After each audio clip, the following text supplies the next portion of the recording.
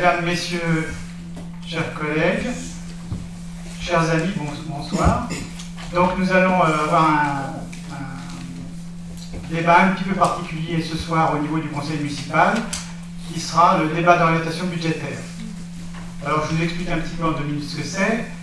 C'est finalement l'insertion du budget dans un contexte à la fois national et local et aussi communautaire. Donc ça intègre des paramètres de politique générale, des paramètres économiques, des paramètres de prévision, et ça permet de mettre en perspective les données qui concernent l'économie de la commune.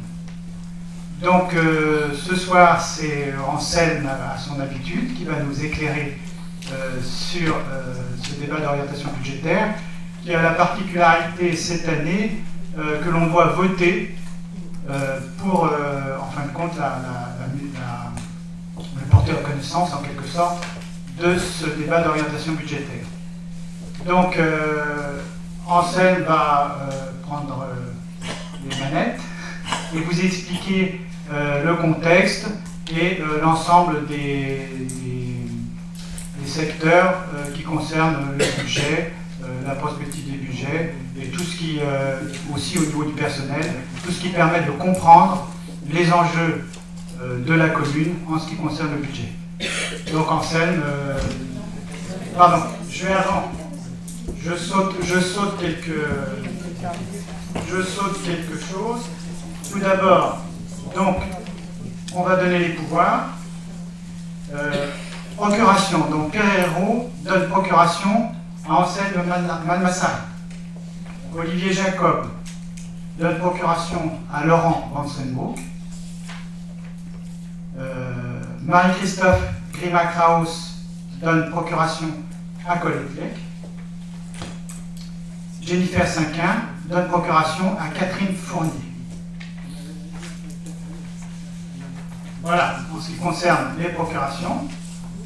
Donc on va passer à la désignation du secrétaire de séance. Donc si Didier Larillard veut bien être secrétaire de séance, oui, eh bien voilà, il est signé. Nous allons passer ensuite à l'approbation du procès-verbal du 24 janvier 2019. Donc, vu le Code général des collectivités territoriales, il vous est demandé d'approuver le procès-verbal du 24 janvier 2019. Est-ce qu'il y a des questions sur ce procès-verbal? Pas de questions? C'est approuvé.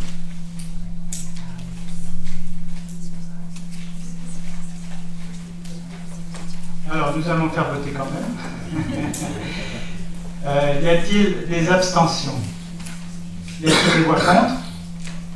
Votez à l'unanimité. Merci. Donc, nous allons revenir là où j'étais parti un peu rapidement tout à l'heure, sur le rapport d'orientation budgétaire.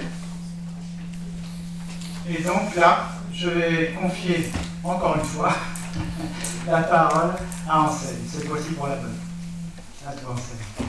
Merci, monsieur le maire. Donc, le rapport d'orientation budgétaire, il y a un grand chapitre, hein, donc un contexte macroéconomique national, où on passera assez rapidement sur ce point-là. Le contexte intercommunal, il y a 2 points qu'on étudiera un petit peu plus précisément. Le compte administratif 2018, les perspectives du budget 2019, avec les budgets annexes de la passerelle des deux. Alors, sur le contexte macroéconomique, donc on part sur les orientations générales du projet de loi de finances 2019. Donc, les perspectives économiques internationales se sont quelque peu assombries au cours des derniers mois. Donc, après avoir atteint un pic de 2,5% en 2017, la croissance a ralenti, puisqu'elle s'élève à 1,5% en 2018. En 2019, la croissance étant attendue qu'à 1,2% selon les dernières prévisions. Par exemple, la Chine est à 6,5% et l'Inde à 7,3%.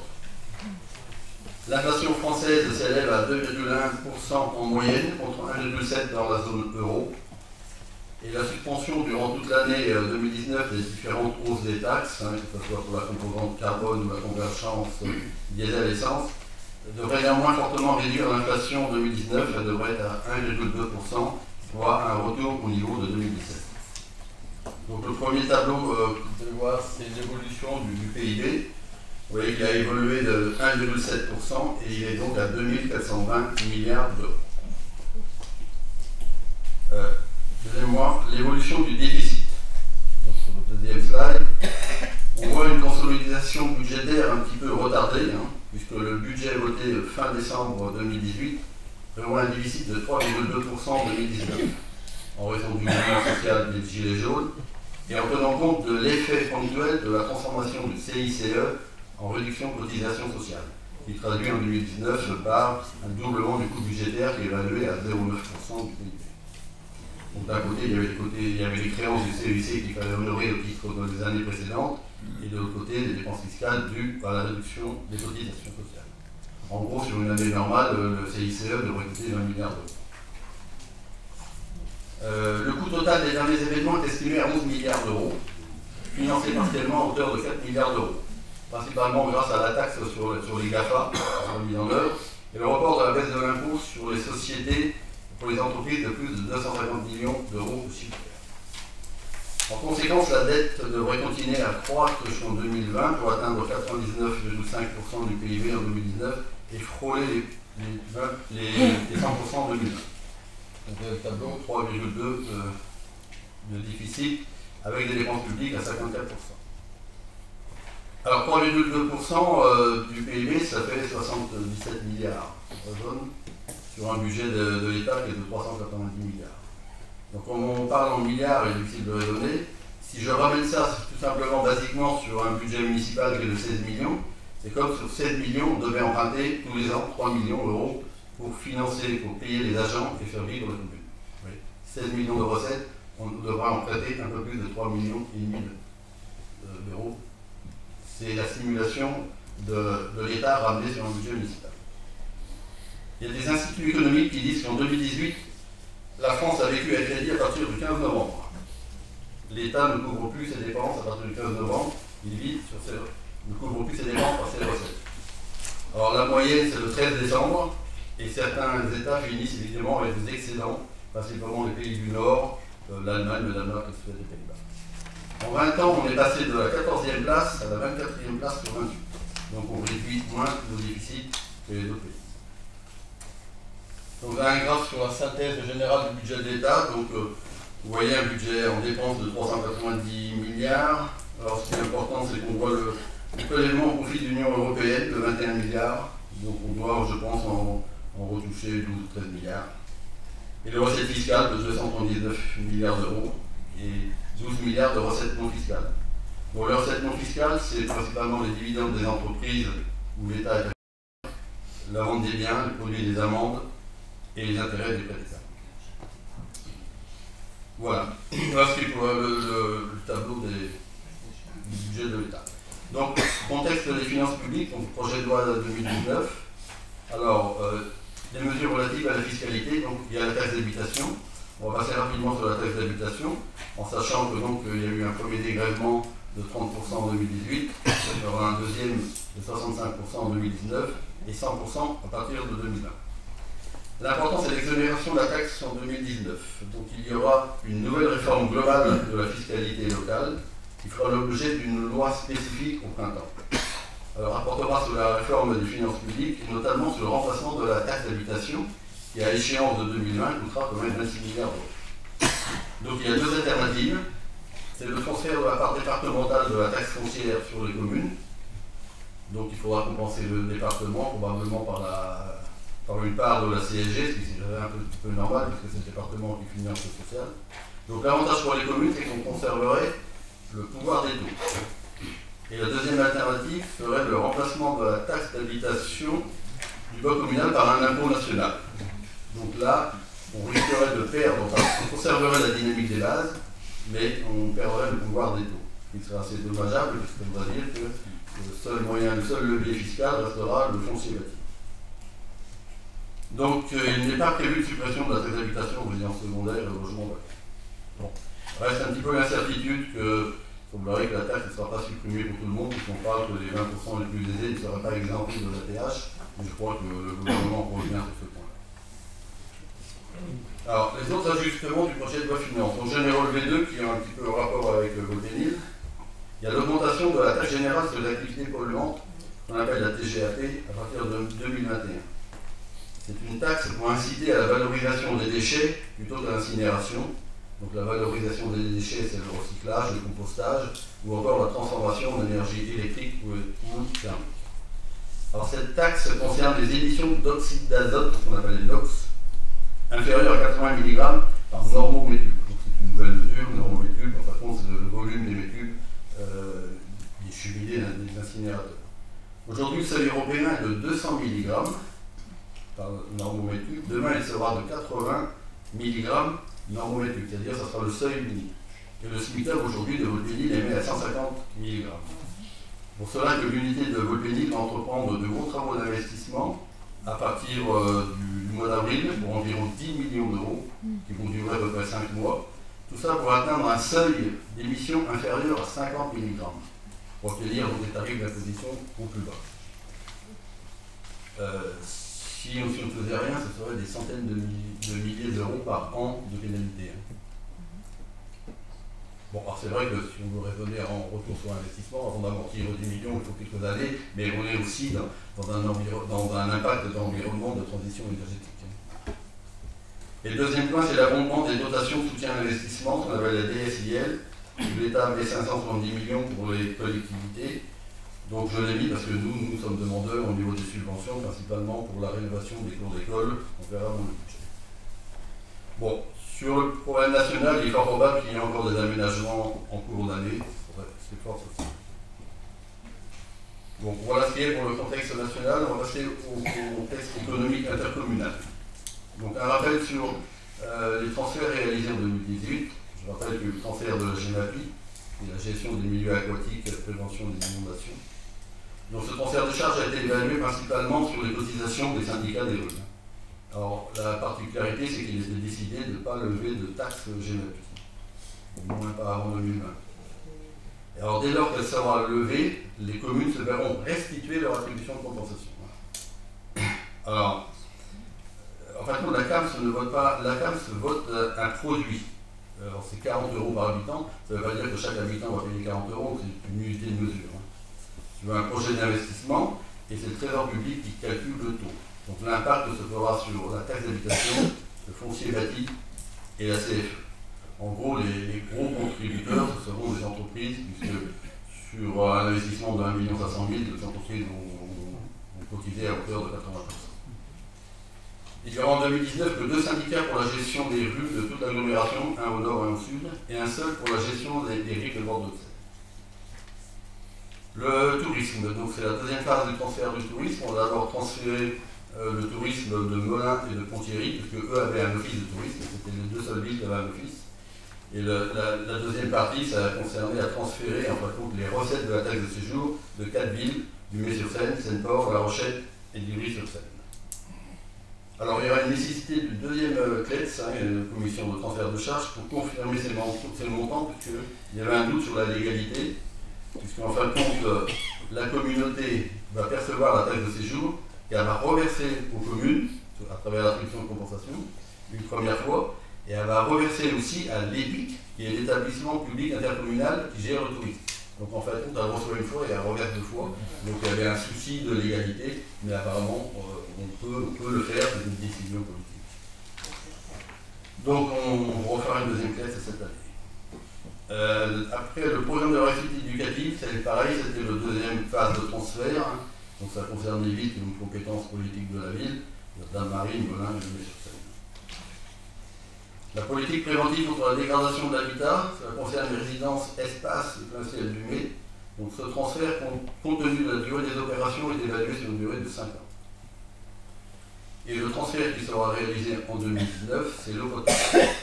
Donc la loi NOTRe, qu'on appelle la nouvelle organisation territoriale de la République, qui semble d'ailleurs assez critiquée, si on suit un peu les débats, prévoit le transfert de cette compétence au 1er janvier 2020. Donc cela concernera la production et la distribution de l'eau potable.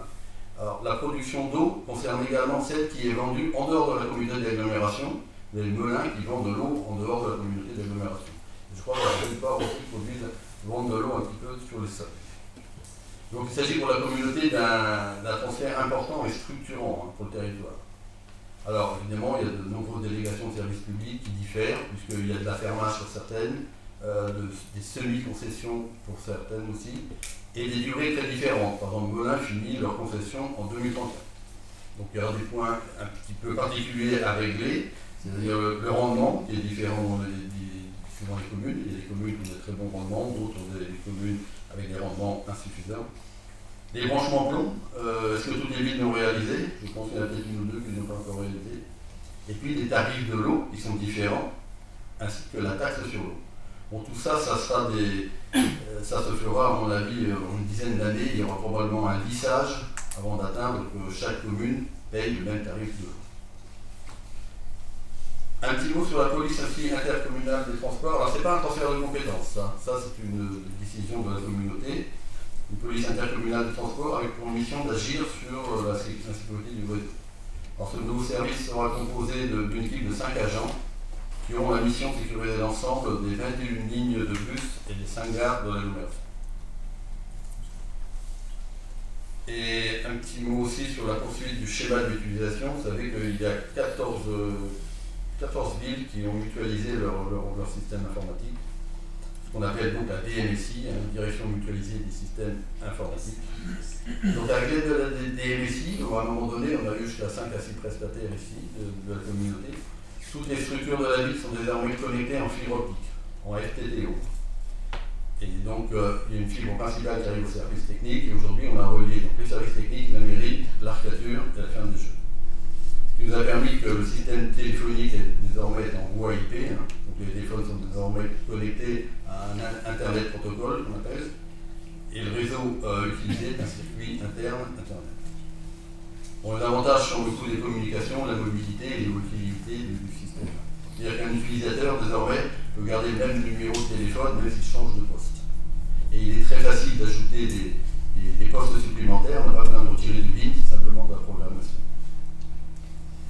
Alors, en dehors du fait qu'on a bien été aidé sur ce point, on a quand même un souci, c'est la maintenance informatique, puisqu'aujourd'hui, la DMSI résonne en ticket, c'est-à-dire que quand on a un souci informatique à Vauténil, on recense les soucis et puis on envoie ce qu'on appelle les tickets à la communauté qui les met les uns derrière les autres.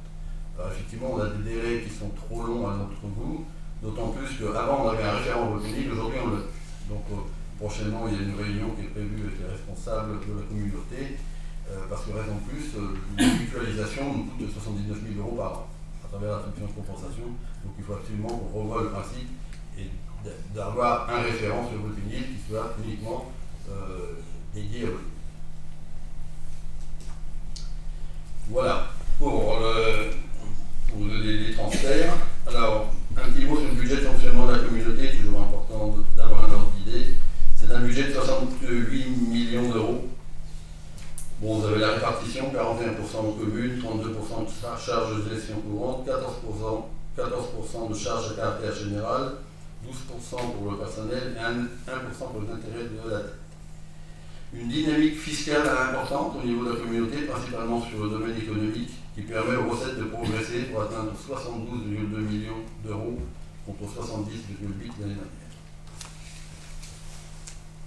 Donc les recettes sont constituées principalement des recettes fiscales et des concours de l'État. Et les recettes d'investissement sont de 15,7 millions d'euros et des dépenses de 20,5 millions d'euros. La fiscalité directe de la communauté, donc pas de changement sur les taux de taxe d'habitation, de foncier bâti, de foncier non bâti. Par contre, le taux de la TEOM, la taxe sur les ordures ménagères, va baisser puisqu'elle passera à 8,08 au lieu de 8,31. C'est dû que le Subitom a baissé le coût de la participation par habitant, puisqu'elle est passée de 25 € à 22 € par habitant. Alors, si on parle de la fiscalité, j'ai créé un petit tableau qui est assez intéressant. On peut passer. Oui, c'est celui-là, oui. Je n'ai pas la même couleur, c'est ça, je l'ai perdu. Alors, vous voyez que d'un côté, donc, il y a les impôts économiques et ici des impôts ménages. Et donc il est important de constater que les impôts ménages représentent aujourd'hui 41% des recettes fiscales qui proviennent de l'économie. Alors c'est important parce qu'à l'origine de la communauté, les recettes fiscales de la CAM, c'était uniquement sur la fiscalité économique. C'était notre ancienne taxe professionnelle. Ce qui avait amené la communauté à clamer assez haut et fort, nous sommes une communauté de projets et pas de services. C'était vraiment un choix politique de la communauté, qu'on appelait donc la taxe professionnelle unique, la TPI. À tel point qu'en fin de compte, elle avait refusé d'instaurer la taxe d'habitation du DAM, qui était le district de l'agglomération moulinaise. Elle avait pris le produit, mais elle n'avait pas instauré le taux. Et elle avait laissé la liberté aux communes de l'instaurer ou pas, ce taux, ce qui avait permis à Volpénil de faire une petite manip fiscale à l'époque. Et donc, suite à la réforme de la taxe professionnelle, la communauté a récupéré la taxe d'habitation du département, et donc elle est passée en fiscalité additionnelle. Alors cette nouvelle répartition fiscale change un petit peu la donne, puisque la part ménage est importante. Et c'est dans cette optique que se développe une politique de service à travers le transport. Par exemple, la police du transport, c'est dû aussi au fait qu'on a des taxes ménages et donc on doit rendre un petit peu de service à la population. Et cela a été un des arguments très forts pour obtenir les fonds de concours de l'école de musique, puisqu'on est sur un fonds de concours, on est sur des montants de 900 000 à 1 million d'euros. Donc on reviendra sur les fonds de concours plus tard. Et donc on peut dire que la CAMS, aujourd'hui la communauté n'est plus une agglomération à fiscalité professionnelle unique, mais à fiscalité additionnelle. Donc c'est important quand même parce que ça change un petit peu la donne par rapport au départ de la communauté. La dette, donc la dette est de 32 800 000 euros, ce qui est une dette à peu près acceptable pour le niveau de la communauté, pour du budget quand même de 68 millions d'euros. Alors, la formalisation du pacte financier et fiscal. Donc ça, c'est un point important aussi, puisque c'est un nouveau pacte qui n'est pas encore rentré en vigueur, malgré les promesses du président de l'agglomération qui devait le mettre en place, et malgré toutes les demandes de Volpénil, puisqu'on a assez insisté pour réaliser ce pacte financier. Alors, il sera important, il ne se fera pas cette année en 2019, parce que c'est assez complexe, c'est une étude assez poussée, il se fera probablement dans la prochaine mandature. Alors, il sera important pour Volpénil parce qu'il s'agira d'essayer pour Volpénil de retrouver une part de la dynamique de la fiscalité économique, qui est gelée depuis 2002, mis à part les transferts de compétences, et c'est ce qui se pratique dans certaines communautés d'agglomération qui ont adopté un pacte financier. On pourrait par exemple envisager une dotation de solidarité communautaire qui est évolutive en fonction de la dynamique fiscale. Par exemple, aujourd'hui, la communauté perçoit 27 millions d'euros de l'impôt économique, et elle reverse 19 millions. Bon, c'est des chiffres que j'ai tirés du budget, ils mériteraient d'être beaucoup plus analysés, parce qu'il faut tenir compte des compétences. Mais si je prends la fiscalité sur Volpénil, par exemple, aujourd'hui, à ce titre de l'ancienne taxe professionnelle, la communauté nous reverse un peu moins de 4 millions. Et si je prends les recettes fiscales de la communauté sur Volpénil, ils sont à 5,2 millions. Vous voyez le delta. Donc, l'important, ça serait de récupérer un pourcentage de cette dynamique fiscale que nous avons perdue. Donc, ça sera un enjeu très important. L'autre point à surveiller sur ce pacte financier sera évidemment que les zones d'activité ont été transférées à la communauté et la politique économique est de compétences communautaires. Donc, certains souhaiteraient que la communauté récupère le foncier bâti des entreprises. Donc, ça, c'est pareil. Il faut absolument refuser parce que ça aura un impact négatif sur nos ressources fiscales. Même si sur la première année c'est une opération blanche, on perdrait la dynamique des bases sur 40% à peu près de nos revenus fonciers. Donc ça, c'est sûr qu'il faudra être très vigilant sur ce point-là. Voilà pour le pacte financier. Je trouve que c'était quand même important de rappeler ce point. Je pense qu'en 2020, on aura ce pacte puisqu'il est aussi obligatoire. Voilà ce qui est pour le contexte intercommunal. Donc on va passer maintenant à la commune sur le compte administratif. Alors, on va prendre le premier tableau, oui, évolution des charges de personnel. Évolution des charges de personnel. Donc vous voyez sur le tableau, nous avons pratiquement en 2018 le même budget qu'en 2014 sur les charges de personnel. Donc cela avait été un peu l'objectif de maîtriser les dépenses du personnel. Nous y sommes globalement parvenus. Alors en essayant, premièrement, dans la mesure du possible, de ne pas remplacer le départ en retraite du personnel en pratiquant des mutations internes, ce qui a permis à des agents d'évoluer professionnellement. Alors bien entendu sur des métiers bien spécifiques, je pense aux crèches, parfois nous sommes obligés de recruter. Le fait de passer aux 1607 heures, le gain horaire était équivalent à pratiquement 11 ETP. Un ETP, c'est un équivalent complet. Et on a reconfiguré des plages horaires de travail. Le fait aussi d'avoir annualisé le temps de travail, particulièrement dans les services culturels et des cérémonies, et bien sûr aussi sur l'animation, même si on doit pouvoir encore optimiser ce temps de travail. Et on a aussi revu le principe des astreintes des services et le principe de rémunération du temps partiel. Donc c'est un travail de longue haleine hein, qu'il faut poursuivre parce que malgré tout, malgré qu'on a vous voyez, entre 2014 et 2018, on a des dépenses stables, on voit que le taux reste élevé. Et pourquoi il reste élevé? Parce qu'en même temps, on descend nos dépenses de fonctionnement. Donc tout baisse en même temps, mais le taux reste élevé. Donc il faut absolument arriver à baisser ce taux parce qu'on est nettement au-dessus des normes pour une ville de strate de 10 000 habitants. Donc il y a des réformes à poursuivre, structurelles. Simplement un petit calcul, ouais, si je pars de 10 087 en 2014 et si je rajoutais 1,5% qui est une augmentation classique au niveau du personnel, nous serions aujourd'hui en 2018 à 10 700 000, soit pratiquement 700 000 euros en plus. On aurait eu du mal à finir ce compte administratif. L'évolution des charges du chapitre 011, donc 011 c'est ce qui permet donc à la commune de fonctionner au niveau des fluides, au niveau de l'entretien courant. Nous avons réalisé en 87,59% du budget prévisionnel. Donc c'est pareil, vous voyez que, mis à part 2014 où nous étions haut à 3 940 000, vous voyez que depuis 2015, 2016, 2017, 2018, nous stabilisons à peu près les dépenses de fonctionnement à 50, 80, 50, 100 000 euros. Alors, c'est pareil, c'est pas un hasard aussi, c'est que nous avons mis en place des outils de suivi budgétaire bimensuel, principalement pour les services techniques, puisqu'ils représentent la grosse partie des dépenses, et bien sûr en lien avec le service financier. Donc tous les 2 mois, on a une réunion, on remet d'aplomb les dépenses budgétaires et on vérifie, bien sûr, là-dessus le contrôle de gestion.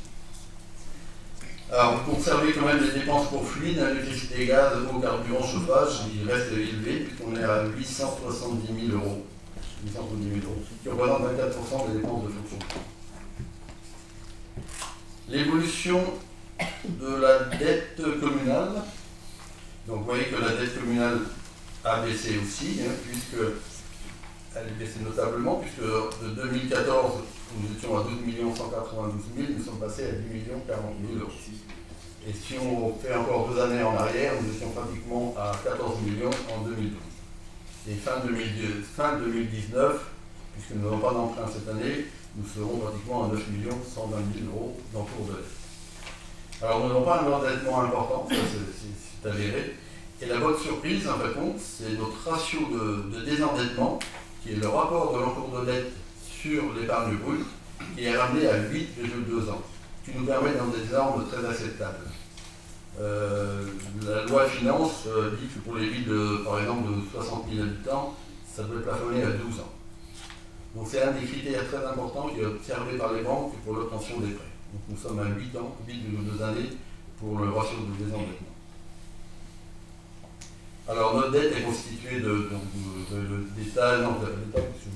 18 emprunts, 12 à taux fixe, 4 à taux variables et un taux avec change. C'est le seul emprunt toxique, mais qui est minime puisqu'il doit être maintenant, je crois, inférieur à 100 000 euros. Et nous avons tous les organismes prêteurs, donc principalement la caisse d'épargne. Le dernier emprunt que nous avons fait au Crédit Mutuel, c'est le premier emprunt que nous avons pris au Crédit Mutuel. Et voilà, donc nous avons 2 emprunts au Crédit Agricole, un au Crédit Foncier, et nous avons même un emprunt à la Caisse d'allocation familiale et un emprunt à taux zéro. À noter aussi qu'entre 2019 et 2021, nous avons 6 prêts qui arriveront à échéance, qui aura pour effet de diminuer de 132 000 notre remboursement de capital et 71 000 notre remboursement des intérêts. Vous avez un tableau de remboursement des annuités des emprunts, Et vous constatez qu'en fait compte que depuis 2014, on a diminué de 20% nos annuités des emprunts, ce qui nous fait un gain quand même de 324 000 sur le budget. Alors, on constate que la plus grande partie est faite sur principalement le capital, moins sur les intérêts, on aurait préféré l'inverse, mais bon, c'est comme ça. Mais quand même un gain de 20% sur nos annuités, ce qui n'est pas négligeable. Un autre tableau, c'est le montant de nos emprunts et de nos investissements. Donc vous remarquez qu'en 2015-2016, il n'y a eu aucun emprunt. Et donc, après, c'est le total des investissements. Vous voyez qu'en fin de compte, nos emprunts sont bien faits sur de l'investissement. Donc, nous allons passer aussi maintenant aux recettes communales du compte administratif. Alors, les recettes communales, oui. Donc, les produits de gestion courante, donc, ce sont les produits des services municipaux, à caractère sportif, social, périscolaire, culturel, et tout ce qui est l'occupation du domaine public. Donc, une légère hausse des recettes des services, principalement en caractère social, je pense à la PPS, la restauration et les fonds de logement. On peut constater qu'en 2014, vous voyez, nous étions à 1 732 000 de recettes. Et pourquoi cette baisse? C'est qu'en 2014, ça a été la dernière année où Veolia nous a reversé une redevance eau. Elle était de 138 000 €. C'était une redevance qui était illégale, mais qu'elle nous versait depuis 18 ans. Et quand on a renégocié la nouvelle délégation de service public, effectivement, elle est tombée, cette redevance est tombée. Alors, elle est tombée en 2014, mais le problème c'est qu'elle est tombée pour 2015, 2016, 2017, 2018 aussi. On l'a perdu tous les ans, elle revient plus dessus. Le recette des impôts et taxes. Donc, vous avez la première ligne qui est le chapitre 73, où là nous avons donc principalement la taxe d'habitation, le foncier bâti, et puis diverses taxes. Vous voyez qu'on est quand même monté à 8 500 000, donc une nette progression, puisque par rapport à 2017, nous avons 434 000 € en plus. Bien entendu, c'est dû à l'augmentation des impôts que nous avons fait l'année dernière.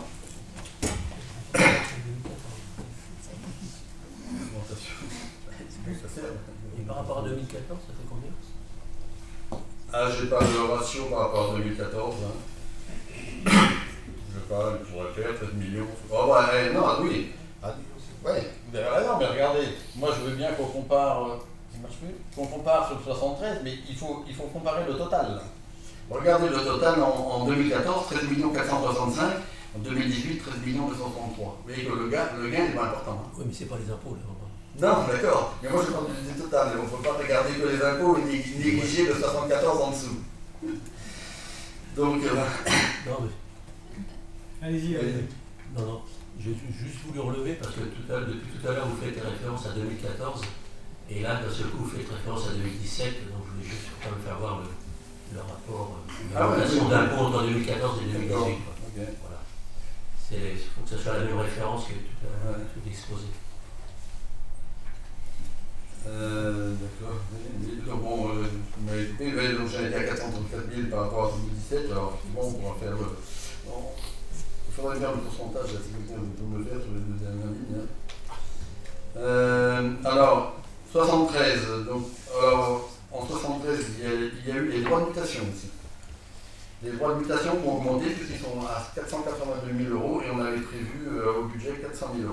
Les droits de mutation, c'est après toute transaction immobilière qui passe chez le notaire, on perçoit 1,2%. Entre parenthèses, ce matin on a des sur le terrain, le département prend 4,5%. Nous prend 1,2%. Mais ce n'est pas à nous qui choisissons le taux, il nous a imposé. Donc on est à 482 000, c'est intéressant. Donc les droits de mutation, c'est un peu le reflet de la conjoncture économique. On constate qu'aujourd'hui on remonte. Si on prend la période creuse de 2008-2009, nous étions à peu près à moins de 250 000 € de droits de mutation. On est monté jusqu'à 500 000 €. Donc là on est à 482 000, c'est une bonne surprise. Chapitre 74, donc c'est. Alors là, vous voyez que donc, vous l'avez toujours, le 74, c'est dotation et participation. Vous voyez qu'il a un nettement baissé, lui, 2 178, 1 237. Donc ça, c'est principalement dû à la DGF, qui entre 2018 et 2017 a encore perdu de 56 000 €. Au niveau de l'attribution de compensation, très peu de variations, c'est dû au transfert principalement de la GEMAPI ces dernières années. La dotation de solidarité communautaire n'a pas varié, sauf qu'au début de 2014, elle a baissé de 4%, c'était une décision politique de la communauté. Et vous voyez le total, donc 13 460 pour 13 960. Donc si je fais une synthèse du compte administratif, donc vous voyez le tableau. Bon, alors, ce qui est important, en fait, c'est de regarder le chiffre final. Il est donc le résultat global 2018 est de 679 032 €, qui est un résultat assez acceptable, puisque l'année dernière, il était de 127 000 €. Donc, vous voyez, nous avons un résultat intéressant en 2018. Et donc, si nous passons au slide suivant, et les plans de gestion brutale. Alors, c'est important, donc, il est en rouge, il est en bleu sur mon truc. Oui, c'est marrant, j'ai bleu et rouge. Bon. L'épargne de gestion, donc l'épargne de gestion, c'est tout simplement recette moins dépenses, hein, donc 1 626 000. Et l'épargne brute, c'est donc l'épargne de gestion sur laquelle on va soustrait les intérêts de la dette. Et là, on constate qu'on a 1 220 000, ce qui fait globalement pratiquement 8% du budget, qui est bien. Bon, mieux, mais c'est bien quand même. Et surtout, nous avons alors là une épargne nette qui est positive. Alors l'épargne nette, c'est l'épargne brute moins le remboursement du capital. Et là, nous avons une épargne brute, une épargne nette qui est positive. Et ça, c'est très intéressant. C'est très intéressant, puisqu'une épargne nette positive, ça veut dire moins d'emprunts pour l'investissement, donc moins de frais financiers, donc plus d'autofinancement, et on est dans un cercle vertueux. Le problème, c'est d'y rester. Alors, c'est vrai, si on fait un bilan de ce compte administratif, il y a deux grosses satisfactions. C'est le pouvoir de désendettement qui a nettement baissé, qui est dans les ordres, puisqu'on est à 8 ans, et donc les épargnes qui se sont nettement améliorées. Voilà pour ce qui est du compte administratif 2018. Bien. Nous allons passer aux perspectives du budget municipal 2019. Donc en préambule, donc le budget 2019, lui, il sera conforme à nos engagements envers les écoles, puisque nous allons y consacrer à peu près 500 000 € pour l'investissement. On viendra dans les détails des investissements. Alors ces investissements sont principalement la rénovation des cours d'école, Romain Rolland et Robert Bouchon, la réfection de l'étanchéité de Romain Rolland, ainsi que la réhabilitation des sanitaires de la restauration François Mitterrand. Nous poursuivrons également la deuxième phase du plan numérique des écoles, avec en particulier l'achat, l'installation, la formation et la maintenance de trois nouveaux tableaux interactifs. Un effort sera fait sur la sécurité routière, la création de passages surélevés, de rue Général de Gaulle, chemin des Meuniers, ainsi que la sécurisation des sorties de lotissement en Haute-Seine. Nous investirons de nouveau 200 000 € sur la rénovation de notre éclairage public. Ça fait partie du contrat à marché à performance énergétique que nous avons signé il y a 2 ans maintenant. La place du Gauchet et le Paris de la mairie seront également rénovés, ainsi que les allées du parc François Mitterrand. Et afin de lutter contre la désertification du secteur médical, nous avons acheté 2 cellules médicales pour un montant de 178 000 € dans la future maison médicale qui sera sur le lotissement du parc qui s'est construit rue Foch.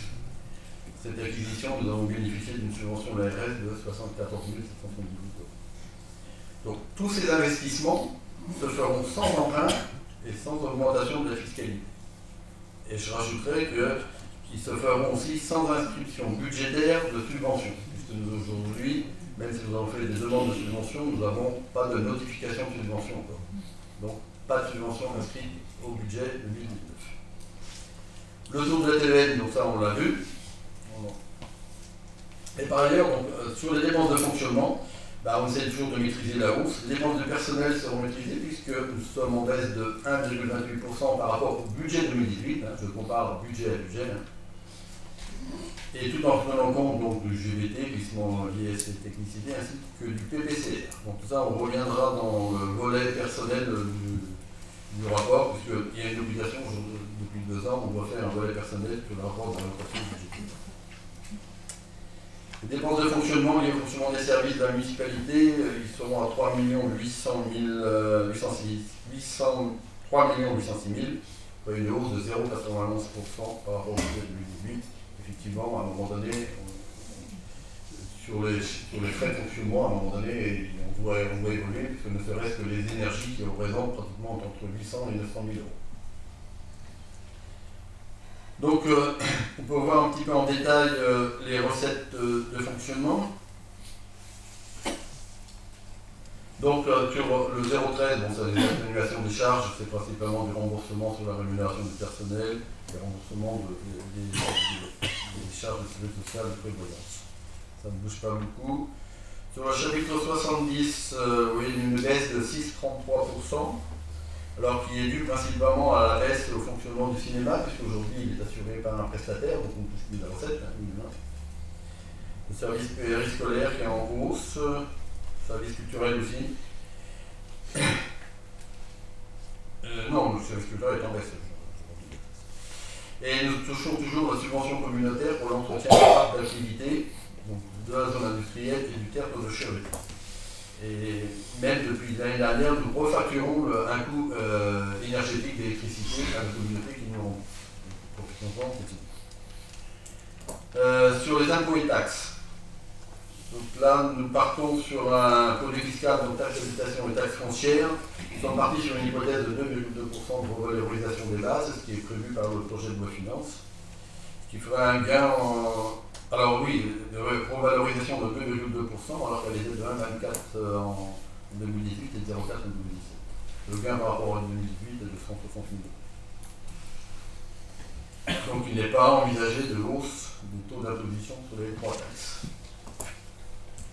Perspective 2019.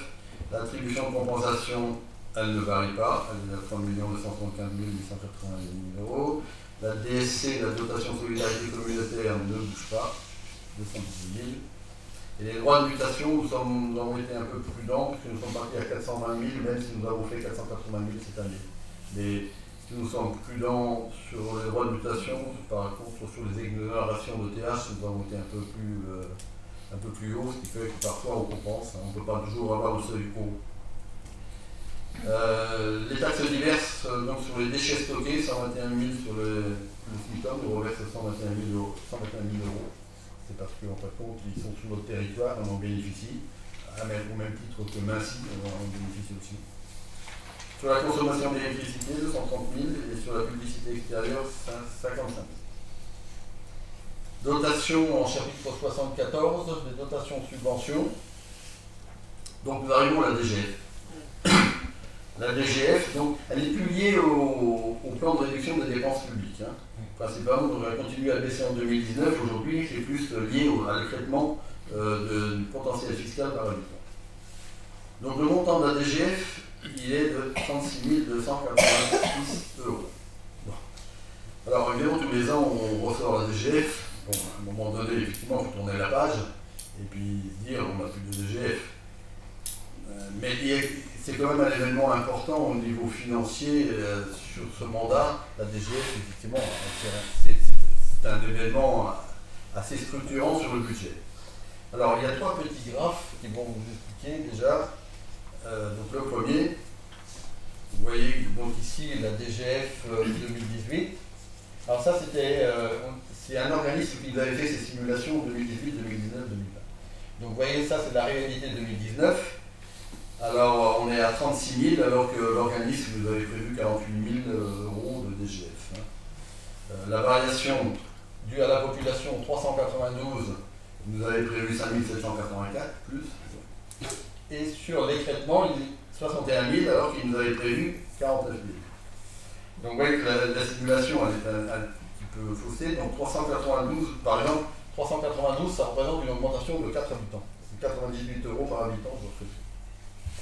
Mais ce qui est important, c'est de voir l'estimation pour 2020. Alors, je soupçonne les organismes d'avoir volontairement mis un zéro. Donc, ce qui est sûr pour 2020, c'est qu'effectivement, les 36 000, on les retrouve sur la dotation forfaitaire de N-1. Mais on peut penser raisonnablement que la variation à la population 8728, ça représente, je crois que vous avez fait le calcul, 89 habitants, de toute façon on le voit à 89. Et l'écrêtement, on peut avoir un doute dessus. Ce qui veut dire, c'est qu'en 2020, il y a de grandes chances qu'on ait une DGF négative. C'est pour ça que je dis, c'est moi la dernière année qu'on en parle, parce que probablement en 2020, elle sera négative. Alors négative, ça ne veut pas dire qu'on ne paye pas. C'est-à-dire que l'État, dans ces cas-là, nous prendra son recette fiscale, on prendra, alors, je ne sais pas, ça sera peut-être pas élevé, mais on prendra 20 ou 36 euros.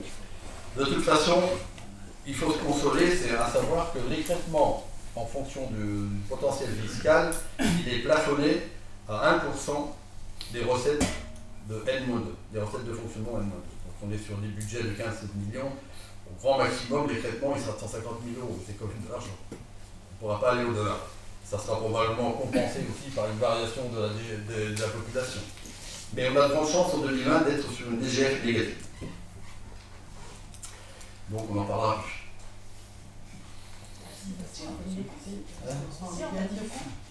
Oui, en termes de coût, mais on pourra plus dire que la DGF c'est une charge. C'est une charge. Ça devient une charge. Alors on prend le deuxième graphique quand même. Voilà. Donc ici, il suffit d'additionner un peu tout ce qui est assuré là, vous voyez, hein. Tout l'assuré, c'est comme si on intégrait tout ça. Si je fais le calcul de tout ça, sur 6 ans, donc 2014-2020, c'est une perte de 4 440 000 euros. Donc la municipalité a perdu 4 440 000 euros avec la perte de la DGF. Donc sur un mandat, c'est tout de même assez important. 4 440 000 euros en fonctionnement, même sur les transferts en investissement, c'est quand même un investissement intéressant, il y a de quoi faire. Et donc si je prends le graphe suivant, vous voyez la chute de la DGF depuis 2000. Elle a déjà chuté en 2012-2013, et depuis 2014, c'est vraiment la chute vertigineuse. Donc 0. 0 euros en 2020. Bien, oui. Alors après, les fonds de concours de la communauté. Donc la communauté nous verse des fonds de concours pour la ludothèque. On a réussi à obtenir 10% de plus cette année, puisque donc on aura 57 705 euros pour la ludothèque. Pourquoi on nous verse un fonds de concours pour la ludothèque? Parce que c'est le seul équipement structurel en ludothèque de la communauté. Donc ça nous a permis d'avoir un financement. Alors l'école de musique. Alors l'école de musique, c'est le fonds de concours qui a été obtenu, qui a été validé par beaucoup de villes, qui est de 145 083 euros. Alors c'est un fonds de concours qui est, et là on peut remercier Pierre Véraud qui a vraiment, en tant que vice-président de la culture, qui a vraiment arraché ce fonds de concours. Et alors il se base ce fonds de concours sur une participation de 500 euros par élève. Et alors ce qui fait un coût total pour la communauté entre 900 000 et 1 million. Puisqu'en fin de compte, il y a ça concernait 3 conservatoires, donc Volgenil, Lemay et Melun, et l'école de musique de Pontier, et la petite école de musique de Boisset. Alors la majorité des communes y sont favorables, mais il n'en demeure pas moins qu'au niveau de la légalité, on est très très limite. Et c'est pour ça qu'on devait avoir une décision modificative au dernier conseil communautaire qui a été annulée, puisqu'il y a un problème de légalité. Parce que le fonds de concours, un fonds de concours doit être sur de l'investissement, ce qui n'est pas le cas ici. Il doit être sur du fonctionnement, mais il faut que le fonctionnement ne concerne que des charges de fonctionnement, c'est-à-dire de l'électricité, le chauffage. Alors que nous avons intégré un coût de personnel. Donc pour l'instant, c'est suspendu. On nous dit qu'il y a des recherches différentes recherches pour retrouver une possibilité d'avoir ce fonds de concours. Première recherche, c'est effectivement de faire des charges de fonctionnement. Et dans ces cas-là, on n'est plus à 145 000, nous on serait à 30 000. Et on me dit aussi qu'ils chercheraient à instaurer des critères sur la dotation de solidarité communautaire. Moi j'ai des doutes parce qu'en fait, ça serait des critères un peu discriminatoires qui ne concerneraient après que 4 ou 5 000. Donc je suis un peu sceptique là-dessus. Donc on va attendre encore un petit peu, une dizaine de jours, 15 jours, avant d'être fixé peut-être définitivement. Donc il y a l'éventualité effectivement que ce fonds de concours de 145 000, on soit obligé, avant le vote du budget, de le supprimer. Donc après, en dotation diverses, c'est les compensations de l'État sur la taxe d'habitation foncier bâti. Donc là, on est resté à 126 000 euros. On est un peu haut, c'est pour ça ça peut compenser un peu les droits de mutation où on était un peu peut-être pessimiste. Le département qui nous finance à 103 000 euros et la caisse d'allocation familiale en est hausse, puisque c'est 845 000 euros, donc c'est principalement sur les crèches où on a une subvention de la CAF. Et au produit de gestion courante, 99 000 euros. Ça, c'est un peu. Voilà ce qui est pour les dépenses de fonctionnement pour les recettes de fonctionnement du budget. En dépenses de fonctionnement. Donc ce sont les arbitrages dans les montants de dépenses suivants. Hein. Alors vous voyez que dans le 011, qui est charge à caractère général, c'est ce qui permet donc tout l'entretien, la maintenance de la ville, on est en augmentation de 0,95. Il est vrai qu'ici on atteint un peu le seuil bas, on pourra difficilement encore diminuer ces frais de fonctionnement. Les charges de personnel, les frais assimilés, donc vous voyez que par rapport au budget 2018, nous sommes en baisse de 1,28%. Les atténuations des produits.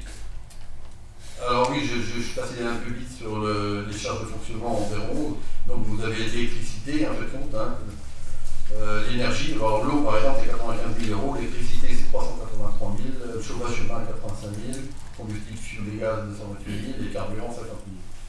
On a 198 000 pour l'entretien du patrimoine, l'entretien de la voirie et des réseaux pour 321 000. Donc à l'intérieur, bon, il y a l'entretien de la voirie, le travaux d'élagage, la peinture routière, fourniture de voirie 113 000. La maintenance, on a 259 000 euros de maintenance. Hein. Le chauffage, l'air des jeux, le matériel de cuisine, les élévateurs.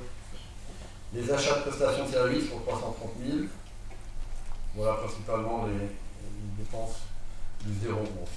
0,9, le charge de personnel, donc on a vu une baisse de 28%. Et en 2019, sera appliquée la deuxième phase du régime indemnitaire qu'on appelle le RIF7. Hein. Bon, on en reviendra un peu sur le volet personnel au moment du budget. Et à savoir que quand même, nous allons rajouter 25 000 euros en complément de la prime existante du mois de juin, c'est ce que j'expliquerai plus tard, c'est le CIR, le complément indemnitaire annuel. On reviendra dans le volet personnel. Donc c'est 25 000 qui ont été rajoutés pour le personnel. L'atténuation des produits. Donc le FPIC. Le FPIC qui est le fonds de péréquation. Avant, peut-être le slide d'avant. On peut le revoir. Non, finalement, je ne l'ai pas fait. Non. Le FPIC, donc le FPIC, c'est le fonds de péréquation intercommunal. Alors le but, le FPIC, c'est un fonds de péréquation. Les intercommunalités qui sont riches cotisent à ce fonds, et ce fonds est redistribué aux communautés les plus pauvres. Donc il s'avère que la communauté d'agglomération de Val-de-Seine est riche, puisqu'elle cotise. Alors, il est à 118 456 euros. Donc si on prend ce graphe, c'est pareil, hein, il est à 118 000. Vous voyez qu'en 2014, il était à 48 000 euros. Et en 2012, il était à 6 000 euros. Donc si on prend la référence 2014, vous voyez qu'on repère 569 000 euros.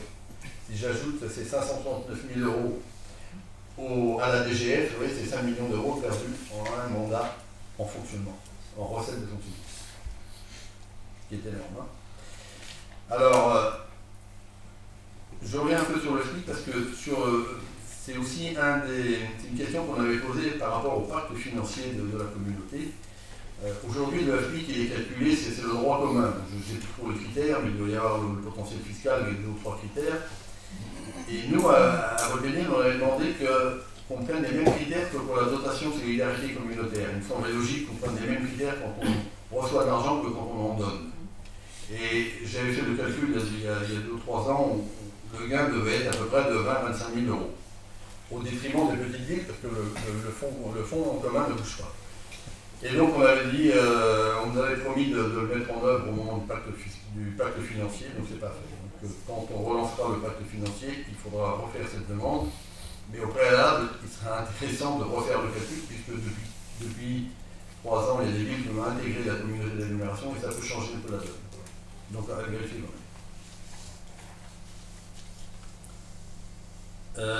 Et dans ce chapitre des 014, il y a effectivement aussi le prélèvement de la loi SRU, qui Alors, sur le document, vous avez 97 000 euros. En réalité, on a des chiffres officiels qui sont autour de 88 000. Je n'ai pas le chiffre exact, mais ils doivent être à 88 000. Donc, c'est la loi SRU, c'est le manque de logements sociaux qui doit être à 18%. Et on ne bénéficie plus cette année de la vente du terrain des Rochers. C'est fini. Bon, sur la loi SRU, c'est fini. C'est 3 ans. Ouais, c'est fini. Les charges de gestion courante, donc c'est principalement subventions aux associations et au CGOFM. Alors nous avons augmenté de 10% toutes les associations de solidarité. De 10%. Et les charges financières de 380 000, on les a vu, les charges exceptionnelles de 15 500 euros. Voilà ce qui est pour les dépenses de fonctionnement. Alors, les recettes d'investissement. Donc les recettes d'investissement elles vont s'élever à 3 140 000 avec 390 147 de recettes en report d'investissement. C'est-à-dire que c'est l'investissement, les recettes d'investissement qu'on a fait l'année dernière qui sont reportées sur 2019. Donc le financement brut généré par la section, pour la section d'investissement sera d'environ 1 150 000. Alors particulièrement dans les recettes, nous avons 400 000 euros sur la vente du terrain du Pierre de Cherudy. C'est le terrain où il y a qui reste du moulin pour 400 000 euros. Nous allons avoir le montant de la FCTVA. Alors, un petit avantage cette année, c'est que par contre, on n'a pas perçu la FCTVA de 2018, donc en 2019, on touchera 2018 et 2019. La taxe d'aménagement qui va s'élever à 410 000 euros, je crois même que ça sera supérieur, puisqu'on a reçu un avis encore aujourd'hui, on devrait gagner 20 à 30 000 euros en plus. Alors 410 000 euros, donc 71 000 euros de reste à réaliser et 180 000 euros seront reversés à la communauté, puisque toute la Croix-Saint-Bernard, la taxe d'aménagement qui est perçue au titre de la Croix-Saint-Bernard retourne à la communauté. Et la dotation aux amortissements, alors ça, la dotation aux amortissements c'est généré en dépenses par la section de fonctionnement, sera de 328 000 euros. Donc 93 000 euros pour l'étalement des charges du dossier Unifergie. Ce n'est pas l'emprunt Unifergie, c'est un étalement des charges. C'est la seule vertu de l'Unifergie, c'est qu'il nous oblige à faire 93 000 euros d'économie. Et nous, donc, ce que je disais tout à l'heure, nous n'avons inscrit ce jour aucune subvention d'investissement. Et là, oui, de toute façon, tout à l'heure, alors, les dépenses d'investissement. Elles seront environ à 2 739 034, avec, c'est pareil, 791 901 de dépenses d'investissement en report 2018. Alors, c'est pas obligatoirement des travaux qui ne sont pas finis, ça s'appelle de la confirmation qui n'a pas encore été réalisée, puisqu'on attend des certificats qui valident la fin des travaux. Donc, les dépenses principales accès sur ce qu'on a dit, l'école, la sécurité routière. Le remboursement au capital de notre emprunt s'élèvera à 843 000. Donc vous voyez que notre encours de dette, ce sera 10 040 000 moins les 843 000. Et les principales dépenses concernant donc, les écoles, donc 103 000 euros pour la réhabilitation de la cour Robert Rouchon, 98 000 pour Romain Roland. Donc pour ces deux cours-là, on a fait des demandes de subvention à travers la DSIL. Et donc la décision qu'on a prise, c'est que quand on aura ces subventions, quand on les aura reçues, eh ben, on mettra des jeux sur ces cours. On étudiera un système de jeu, n'est-ce pas Françoise, et on ne reviendra sur les cours. Alors j'ai plus le montant de subvention, c'est assez conséquent quand même. Enfin, le maximum de la subvention c'est 80%, mais bon, doute qu'on en a 80%. Nous avons donc 177 000 euros pour la réhabilitation de toutes les tranquillités de Romain Roland, de l'école qu'on a. 60 000 euros pour la rénovation des sanitaires de la restauration des Ormessons. Et 107 000 euros en informatique, dont 30 000 euros donc pour la deuxième phase du plan numérique des écoles. Sur la sécurité routière et publique, nous avons principalement des aménagements sécuritaires, sur la sortie du lotissement rue de Seine, 50 000 pour le passage surélevé au Général de Gaulle, création d'un passage surélevé au chemin des Meuniers, donc on retrouve la rénovation de l'éclairage public, et 30 000 euros pour la mise en conformité électrique. Et divers travaux de rénovation et d'aménagement, 98 000 euros pour la création d'un espace de jeu au parc des Ormessons, puisque vous voyez qu'il ne reste pratiquement plus rien en jeu, je crois. 45 000 € pour la rénovation des allées, 44 000 € pour la rénovation de la place du Rochelle. On a décidé un petit peu d'embellir ces deux places, place du Rochelle et place de la mairie. 77 000 € pour la rénovation de 2 cours de tennis et 20 000 € pour la création d'espaces jeux sur des jeux. Donc en hiver, on retrouve les 178 000 pour l'achat de 2 cellules de future maison médicalisée et 51 000 pour les services techniques. Voilà ce qui est du budget 2019. On va passer au volet ressources humaines. Donc c'est depuis 2 ans, 2 ou 3 ans, il y a une obligation au gouvernement de faire un volet assez synthétique des ressources humaines. Donc vous voyez l'effectif et répartition par catégorie. Donc en total, nous avons 268 employés, dont en emploi permanent 253. En 2019, l'effectif a diminué de 11 postes. Il y a eu 10 départs en retraite et une mutation externe. Alors les départs, ça touche un peu tous les services, la culture, la maison de l'enfant, les agents d'entretien, la direction de la population, le service scolaire, le conservatoire de musique, la bibliothèque, ainsi que la crèche familiale. Et une mutation externe qui est à la maison de l'enfant. Et une fin de contrat, donc c'était le projectionniste qu'on avait pour le cinéma, dont on n'a pas renouvelé le contrat, puisque c'est un prestataire aujourd'hui qui assure le cinéma de la fin des jeux. Donc ça, vous ne voyez pas. Et donc l'effectif 2018, il y a un tableau de l'effectif 2018, 2016, 2015. Alors quelques précisions, c'est que donc à compter de 15 octobre 2018, la gestion du cinéma a été transférée à l'entreprise Cinéode. Donc tous les emplois afférents à ce service ont été supprimés du tableau des effectifs et les agents en poste ont été reclassés dans le service. En septembre 2018, la direction des services techniques a été réorganisée. On a fusionné la voirie, service espace vert et le service flotte automobile, afin de permettre aux agents d'être plus polyvalents et d'optimiser les ressources suivant les contraintes nécessitant une forte mobilisation. On a plus besoin en été d'espace vert qu'en hiver. On a instauré aussi, dans le cadre de la qualité de vie au travail, une place différentes actions proposées sur le temps du midi du personnel. Donc on propose du sport, de la culture de vie, c'est quelque chose qui vient de démarrer et qui va évoluer dans le temps. Les élections professionnelles aussi, c'est un événement puisque nous allons remplacer sur le comité technique. Alors le vote a mobilisé 113 votants sur 255 inscrits, il y a eu 5 blancs et nuls.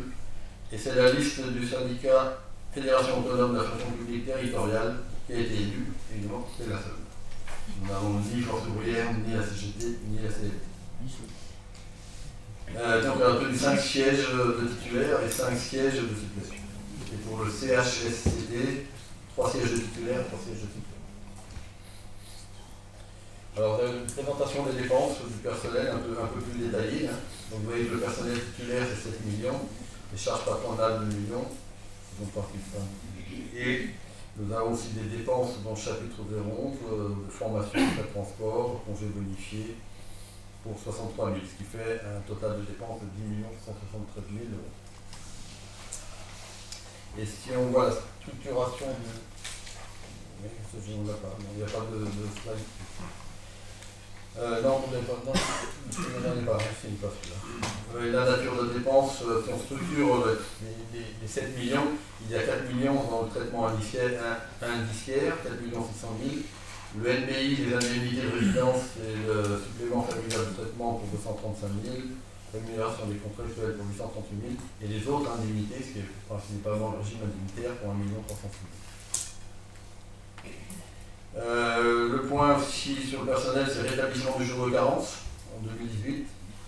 Alors à chaque arrêt maladie, un jour de carence est repris donc, sur le salaire, sur le traitement de base et sur les indemnités de résidence aussi. Alors par contre, le jour de carence ne rentre pas dans le calcul des 25% du 13e mois en fonction des attentes. On ne fait pas le jour de carence n'est pas remonté une deuxième fois sur ce principe. On a eu un impact quand même sur les maladies ordinaires. On a eu une baisse de 1% de l'absentéisme sur les maladies ordinaires en 2019. Je fais un petit rappel quand même sur les assurances. Vous savez qu'on est notre propre assureur.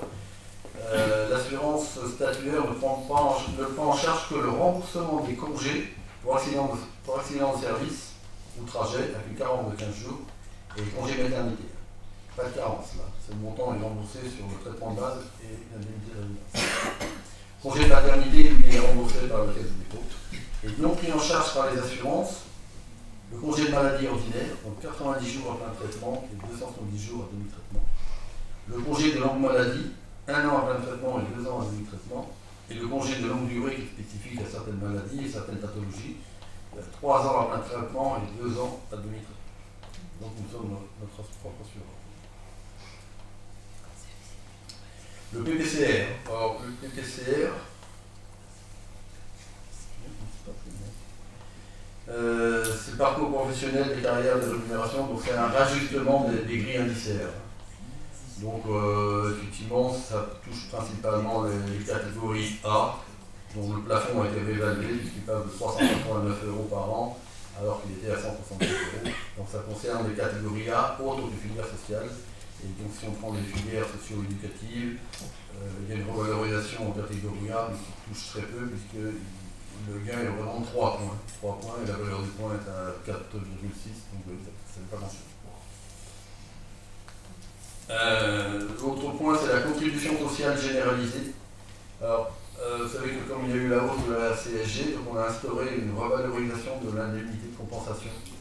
Donc cette indemnité de compensation a été calculée l'année dernière sur le salaire de 2017. Donc il y a un calcul qui doit se refaire sur le salaire 2018. En fait, compte, l'indemnité de compensation est sur N-1 et la CSG, elle est payée sur l'année de salaire. Donc ça fait un petit décalage qui est assez minime, mais qui va s'agrandir puisque cette indemnité de compensation, elle est revalorisée en 2019, mais elle sera gelée. Donc elle va plus évoluer, et effectivement, sur la CSG, elle va évoluer avec le salaire, donc effectivement, il y a une perte de pouvoir d'achat au niveau des fonctionnaires. Voilà ce que j'ai. Alors, les perspectives liées aux agents titulaires. Donc je reviens un peu sur le complément d'indemnité annuelle.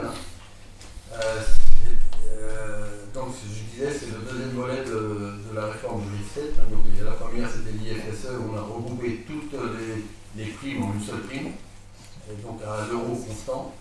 Et il y a une part variable qui est le CIA, donc, qui est annuel.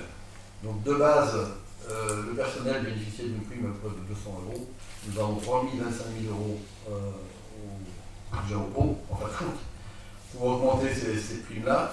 Mais par contre, il y a une grille d'évaluation qui part à partir des entretiens de projet de 2018. Donc sur les entretiens de projet de 2018, il y a une évaluation. Il y a 4 barèmes, A, B, C, D. Donc le responsable de service choisit le barème, et qui est validé ensuite après par l'autorité territoriale. Donc quand on a un A, on touche en fait compte plus 50% sur la prime de base qui était de 200 €, donc arrondi ça fait 300 €. Quand on est en B, on touche la prime qu'on avait l'année dernière. Quand on est en C, c'est moins 50%, donc une prime, elle n'est plus que de 100 €. Et si on est en D, on ne touche plus une prime annuelle. Donc c'est la première année que ça a été mis en place. L'externalisation des services, on l'a vu, hein. Donc c'est principalement l'entretien et le cinéma. Et il y a eu la création d'un RAM. Un RAM, c'est un volet d'assistance maternelle qui sera effectif plutôt dans le dernier trimestre 2019. Hein. Donc c'est principalement pour les assistantes maternelles et les gardes d'enfants. Principalement aussi pour les assistantes maternelles qui sont gérées par le conseil, par le département, qui sont un petit peu livrées à elles-mêmes. Et donc ça leur fait un point de repère, peut-être venir au RAM. Donc les enfants peuvent venir bien entendu au RAM, on propose des temps d'animation animés par l'animateur du RAM et des intervenants extérieurs. Et pour le parent aussi, le RAM, c'est un espace d'écoute et d'information. Voilà ce qui est pour le RAM. Donc le service rendu au public, en principe, l'accueil pour le RAM, c'est généralement gratuit. Mais c'est aussi une aide justement à la compréhension des contrats de travail, parce que les assistantes maternelles indépendantes sont un peu livrées à elles-mêmes. Et c'est intéressant d'avoir un point de référence à l'intérieur du RAM. Voilà ce qui est là. Alors, durée effective des temps de travail, bon, on ne revient pas, donc c'est 1607 heures. Donc le régime est de 36h30 par semaine pour effectivement 33 jours de congé. Donc l'heure et demie va compenser les congés saisonniers. Et l'évolution prévisionnelle des effectifs en 2019, donc 2 agents ayant officiellement fait leur demande. Alors ça ne veut pas dire que quand on fait officiellement la demande, on s'en va. Des fois, quand on voit le montant, on dit bah non, on veut bien encore rester une année. Plan prévisionnel de recrutement, 0 agent pour l'instant, sauf si on a un départ qui ne peut pas compenser en interne. Voilà ce qu'on peut dire. Donc, si on fait une conclusion sur l'évolution des dépenses du personnel, un budget prévisionnel du personnel en 2019 sur le chapitre 012 et 011 devrait pouvoir être stabilisé à 10 173 000 contre 10 304 000 en 2018 pour une diminution de 167 000. Voilà ce qui est donc du budget. Alors, attendez, parce que je me demande.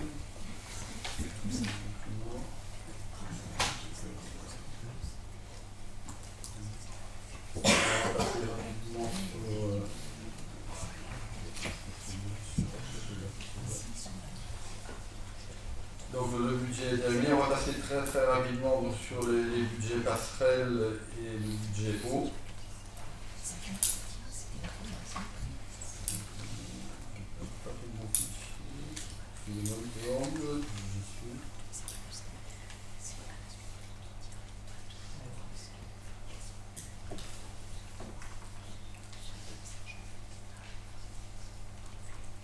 Je vais retrouver les écrits.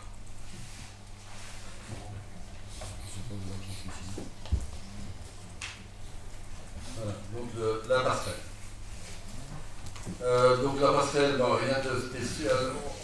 Oh oui, vous avez des tableaux peut-être de la passerelle. Bon, on va peut-être pas ça, on reverra plus précisément au moment du budget sur les comptes administratifs et le budget.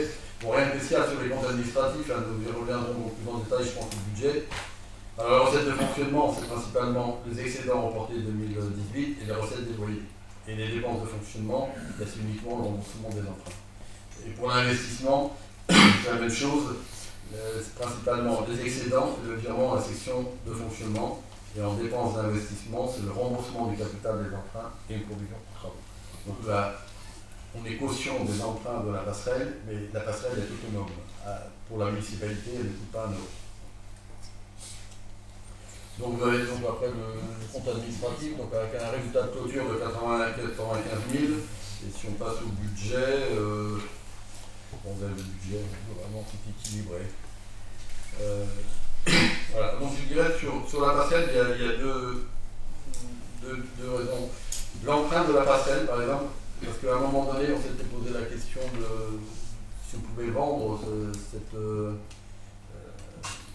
cet équipement pour un bailleur social. On avait regardé, on avait un encours de dette encore de 1 604 000. Bon, c'est vrai que le taux moyen est à 0,81. Je crois que ce projet est plus ou moins abandonné. Par contre, nous avons le projet d'extension de cette passerelle. Il s'agirait d'utiliser la possibilité d'une petite extension dans la limite de 30% des places disponibles. Donc sur la base de 97 places actuelles, je ne me trompe pas, ça nous permettrait d'ajouter à peu près 28-29 places supplémentaires, principalement des constructions de type T. Donc cette extension nécessiterait donc un accord de l'État au niveau de la direction départementale de la cohésion sociale, la DDCS, mais également un accord de la CAF, la capitalisation familiale. Bon, ces accords sont envisageables à ce jour. Donc on est en réflexion sur cette extension. J'ai jamais su quelqu'un de plus. C'est bon. Oui, effectivement, il va y avoir un agrandissement, mais on n'a pas tellement. Enfin, il est accepté d'office du moment qu'on est, comme tu as dit, le chiffre de 30 logements. Donc, c'est si on était au-delà justement de ce chiffre-là où il faudrait un accord spécifique. Mais sinon, ça ne devrait pas poser de problème. Donc après on va passer au budget eau, donc c'est pareil, hein, je propose le budget, on va plus en détail au moment du budget, mais globalement les fonctionnements c'est principalement la recette de la taxe sur l'eau, et les dépenses sont les amortissements, il y en a encore un petit peu, et les honoraires de suivi de la délégation de service public. Et en investissement, les recettes sont principalement les amortissements et l'excédent d'investissement reporté. Il n'y a pas de dépenses d'investissement. Donc le point important de l'eau, c'est dans le cadre du transfert de l'eau qui se fera donc cette année. Les excédents de fonctionnement et d'investissement peuvent être repris par le budget général, à condition qu'on ait un accord avec la communauté d'agglomération. Si la communauté d'agglomération est d'accord et que nous sommes d'accord, nous on est d'accord, c'est sûr, on peut récupérer les excédents aussi bien en fonctionnement qu'en investissement, on peut les récupérer sur le budget général. Donc ça, c'est pas encore acté, mais c'est une possibilité. Sur perspective 2019, il n'y aura pas de dépenses d'investissement, sauf pour les branchements plomb, puisque au moment de la DSP, on s'était mis d'accord sur un chiffre de remplacement de plomb. En fait, on est au supérieur, je sais plus, de 30 ou 40 branchements de plomb, ce qui nous fait un supplément à payer qu'on paiera sur le budget. Qui doit être de 60 ou 70 millions. Et donc l'autre point important sur l'eau, c'est qu'on a supprimé la surtaxe de l'eau, on l'a mise à zéro. On l'a supprimé en 2019, donc il y aura quand même une partie de la recette qui tombera parce qu'on est décalé d'un trimestre. Voilà ce qu'il y a sur le budget eau, il n'y a pas grand chose dit, mais on reviendra plus en détail au moment du budget sur voilà le rapport d'orientation budgétaire. Voilà, je pense que vous avez eu des lumières de la part d'Anselme Malmassari qui vous a donné une très belle synthèse avec, comme vous le voyez, des détails approfondis poste par poste et qui a mis en évidence l'importance de l'action communautaire en direction de nos budgets et quelques éléments particulièrement importants qu'il a rappelés, comme justement la baisse depuis plusieurs années et sous l'impulsion de Pierre Herrero de la dette, ce qui est très important pour l'activité et l'investissement à long terme, la maîtrise de la masse salariale, et même si par rapport au budget ça reste important, on aura dans le budget prévisionnel 2019 aussi des investissements qui sont importants et qui peut-être seront précisés par la suite poste par poste. Donc maintenant, si vous voulez poser des questions en ce qui concerne cette orientation budgétaire et cette présentation, allez-y. Y a-t-il des questions? Monsieur Pratela. J'ai quelques remarques ou questions. Vous êtes satisfait des droits de mutation en hausse. Je trouve que c'est pas tout à fait bon signe, puisque ça laisse entendre qu'il y a beaucoup de gens de Volpénite qui s'en vont. Ça, c'est la première remarque. Et la deuxième remarque, oui, parce que vous avez dit qu'il y avait 482 000 de droits de mutation. Oui. Donc les droits de mutation, ce sont des ventes qui se passent sur la commune. Ah, des ventes ou acquisitions. Et pour avoir des acquisitions, il faut des ventes aussi. Non. C'est toute transaction notariale. Alors, comme vous n'avez pas donné la répartition, donc la répartition, c'est quoi? Entre les ventes, les acquisitions, non, je parle de détails. ou pas? On a un montant qui nous est donné par l'administration fiscale, mais si vous vérifiez les droits de mutation, vous prenez 2008-2009, vous avez un trou, effectivement. Oui, mais on a toujours ce phénomène de droit de mutation assez potable. Oui, qui était lié à un moment donné à la crise économique de 2008. Oui, d'accord.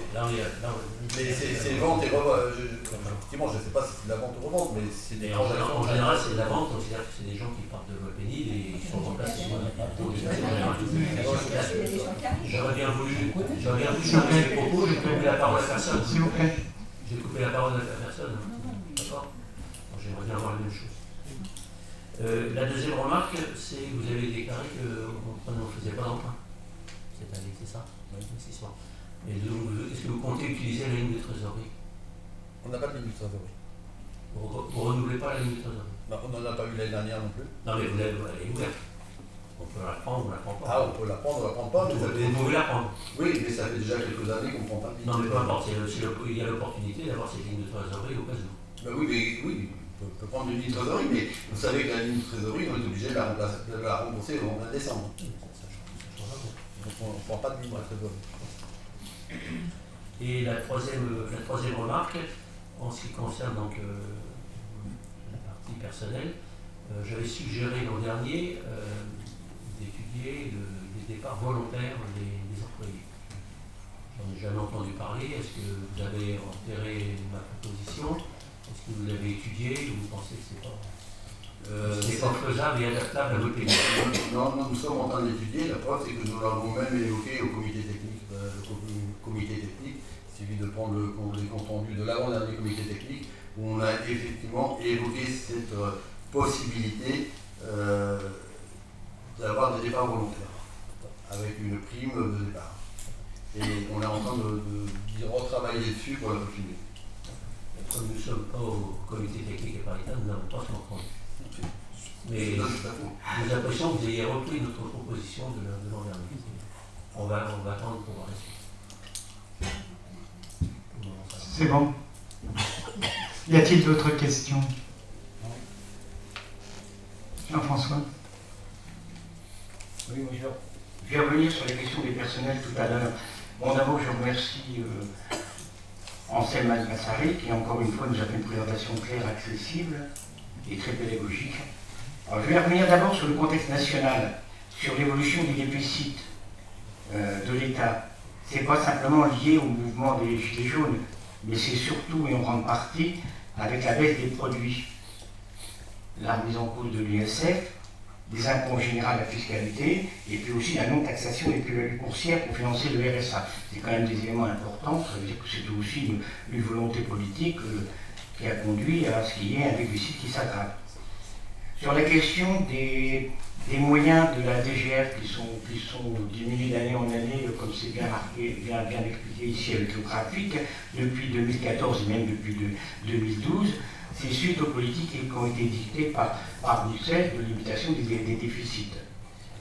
Alors le problème, c'est qu'on baisse la DGF, on la supprime pratiquement, et on transfère les compétences. Donc, je vois par exemple sur l'instruction, toujours au niveau national aussi, sur la question de l'instruction de RSA, et demander aux communes de faire une préinstruction de RSA. Il y a des grandes communes de toutes couleurs politiques qui refusent parce qu'il n'y a pas de compensation financière, et ça veut dire que c'est les CCAS qui font le travail.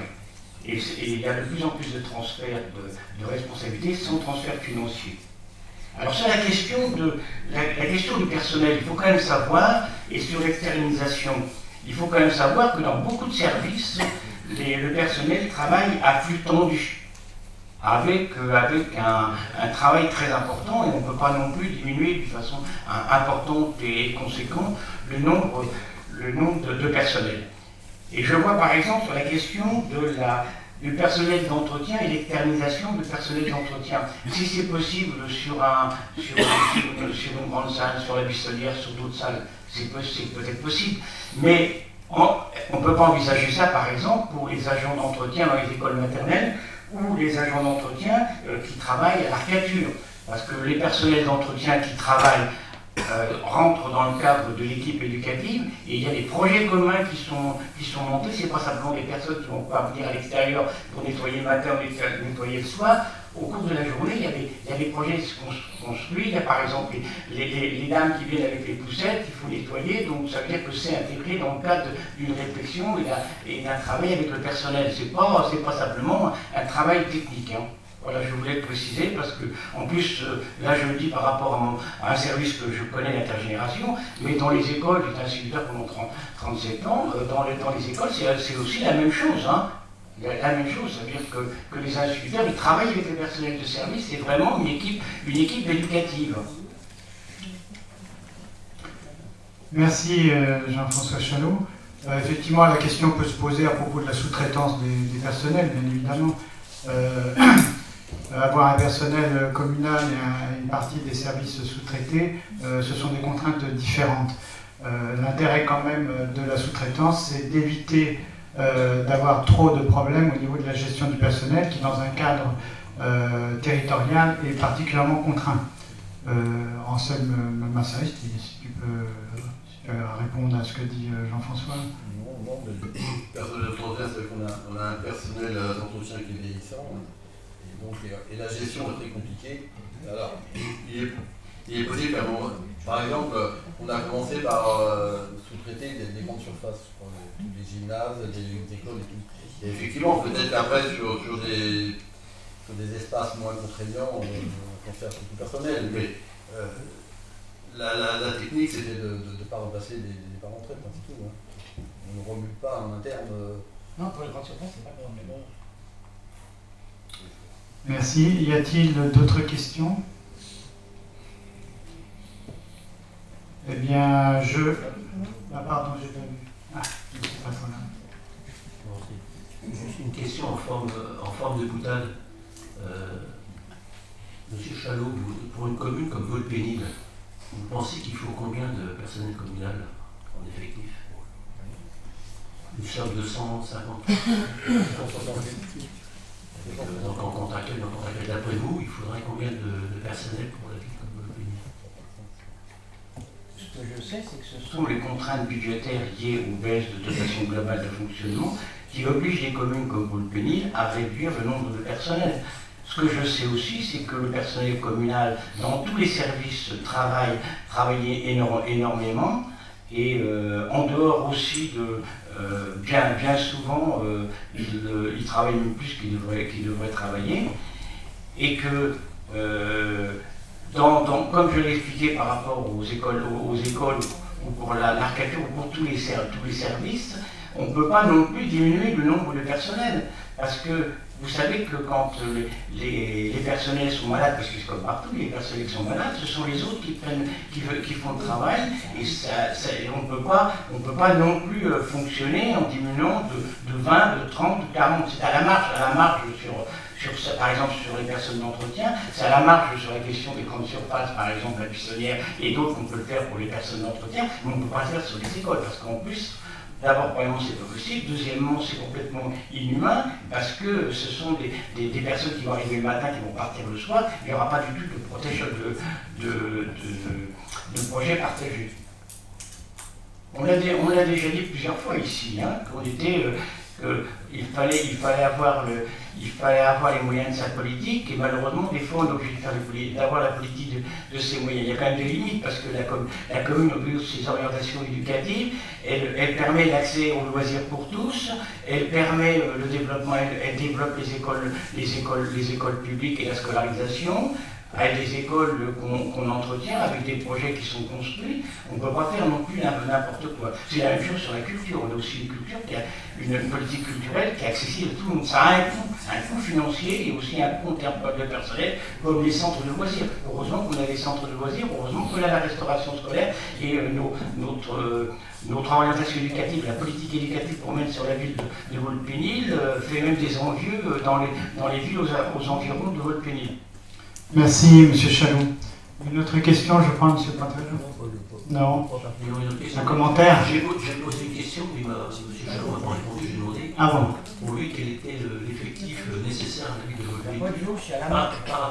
Par rapport à la capacité, je n'ai pas remis du tout en cause la qualité du travail des emplois municipaux. J'ai demandé juste pour M. Chalot combien il fallait de personnes pour une ville comme Vaulx-Pénil en dehors de toute disposition budgétaire ou autre. C'est une simple question, je veux une simple réponse, mais je n'ai pas été long. Un peu de silence. Tu veux répondre une dernière fois?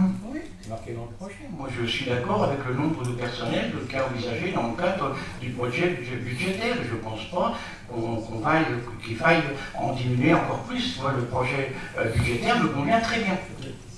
Donc, c'est indiqué. Donc, nous n'augmentons pas. Non. Merci. Bon, on s'aperçoit que les questions de personnel, effectivement, mobilisent beaucoup la réflexion. Il est certain que le nombre de personnel est lié aux services qui sont offerts. On sait que dans la ville de Vaulx-Pénil, les services sont nombreux.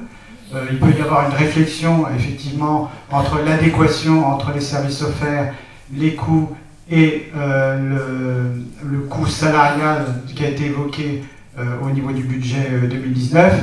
C'est une réflexion qui est constante pour nous, mais qui n'est pas résolvable d'un coup de baguette magique et qui demande beaucoup d'ajustements.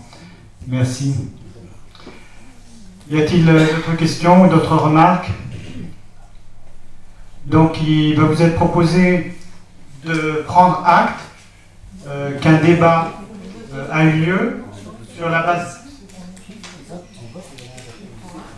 Un débat a eu lieu sur la base d'un rapport commenté par M. Anselme Malnassari, maire adjoint en charge des finances, et le vote est voté, les orientations budgétaires qui ont été présentées.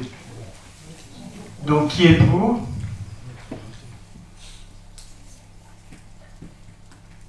Qui s'abstient? Donc 3 de 5. Qui est contre?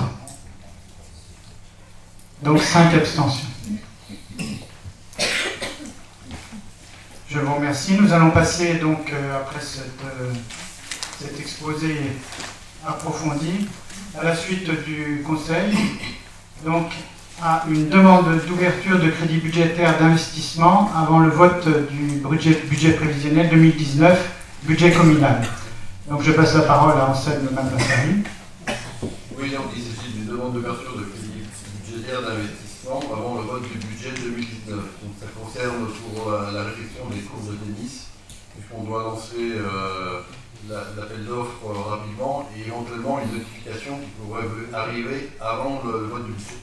Donc c'est pour ça qu'il nous faut une autorisation d'ouverture de crédit. Alors la loi autorise à 25% du montant de l'investissement des années précédentes. En fait, ce que je ne savais pas, c'est même par chapitre. Chapitre 20, 21 et 23. Et donc, nous délibérons sur un montant de 77 150 €, qui est effectivement validé, puisqu'on est en deçà des 25%. Donc, il vous est demandé d'accepter à engager, liquider et mandater les dépenses d'investissement mentionnées ci-dessus avant le vote du budget 2019 pour un montant de 77 150 € pour la réduction des dépenses de tennis. Voilà, il faut juste préciser que cette demande d'ouverture de crédit permet de lancer le marché et de préparer les travaux qui auront lieu sur les deux cours du tennis, étant donné qu'on est déjà assez court en délai et que cette rénovation sera aussi fonction du temps, puisque le revêtement qui va être mis en place dépendra aussi de la pluie, du beau temps, etc. Donc c'est pourquoi nous partons un petit peu avant donc, le budget, de façon à pouvoir faire le marché. Donc ce qui vous est proposé, c'est de voter cette demande d'ouverture. Donc qui s'abstient? Donc 5. Qui est contre? Avec 5 abstentions. Nous allons aborder maintenant la modification numéro 3 du plan local d'urbanisme, qui est la spécialité d'Henri Reyes. Et donc il va nous exposer cette modification. Il va vous exposer un peu ce qu'elle concerne et quelles sont ses conséquences, et en particulier peut-être les détails au niveau des enquêtes publiques. Donc vous avez en annexe, vous avez reçu la synthèse du commissaire enquêteur à propos des remarques qui ont été faites lors de l'enquête publique. Vous avez aussi les réponses qu'on a faites du service urbanisme, plutôt technique. Et vous avez le rapport final, où on reprend tout en détail. Et la chose la plus importante pour moi, c'est d'aller vite de la page 20, dans laquelle il vous donne un avis favorable.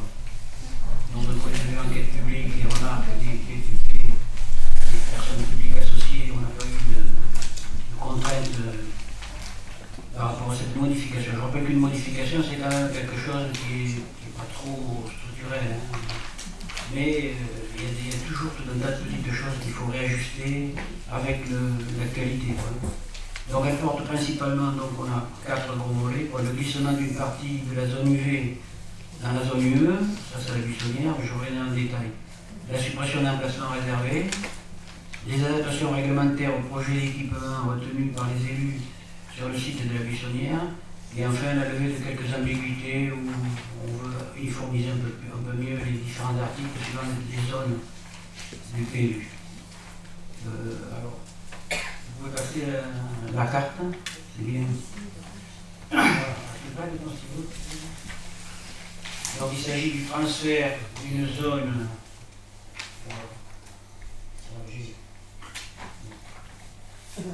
Ça démarre. Elle est là, la zone, si j'avais la On va s'entraîner la prochaine fois. Ah ouais, c'est pas vrai. Donc la zone, que j'ai perdu, c'est pas gros, mais c'est là, vous voyez, là, je le bouge un peu, je suis désolé,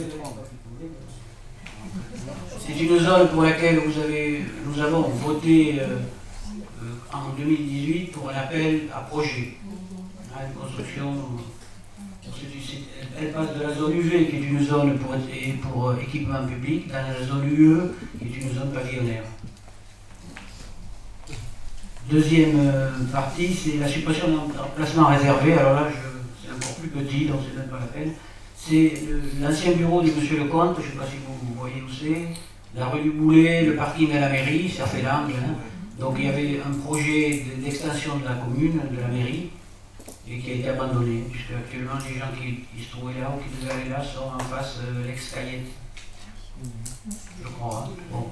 Le projet a été abandonné, l'extension de mairie, à cet endroit-là en tout cas.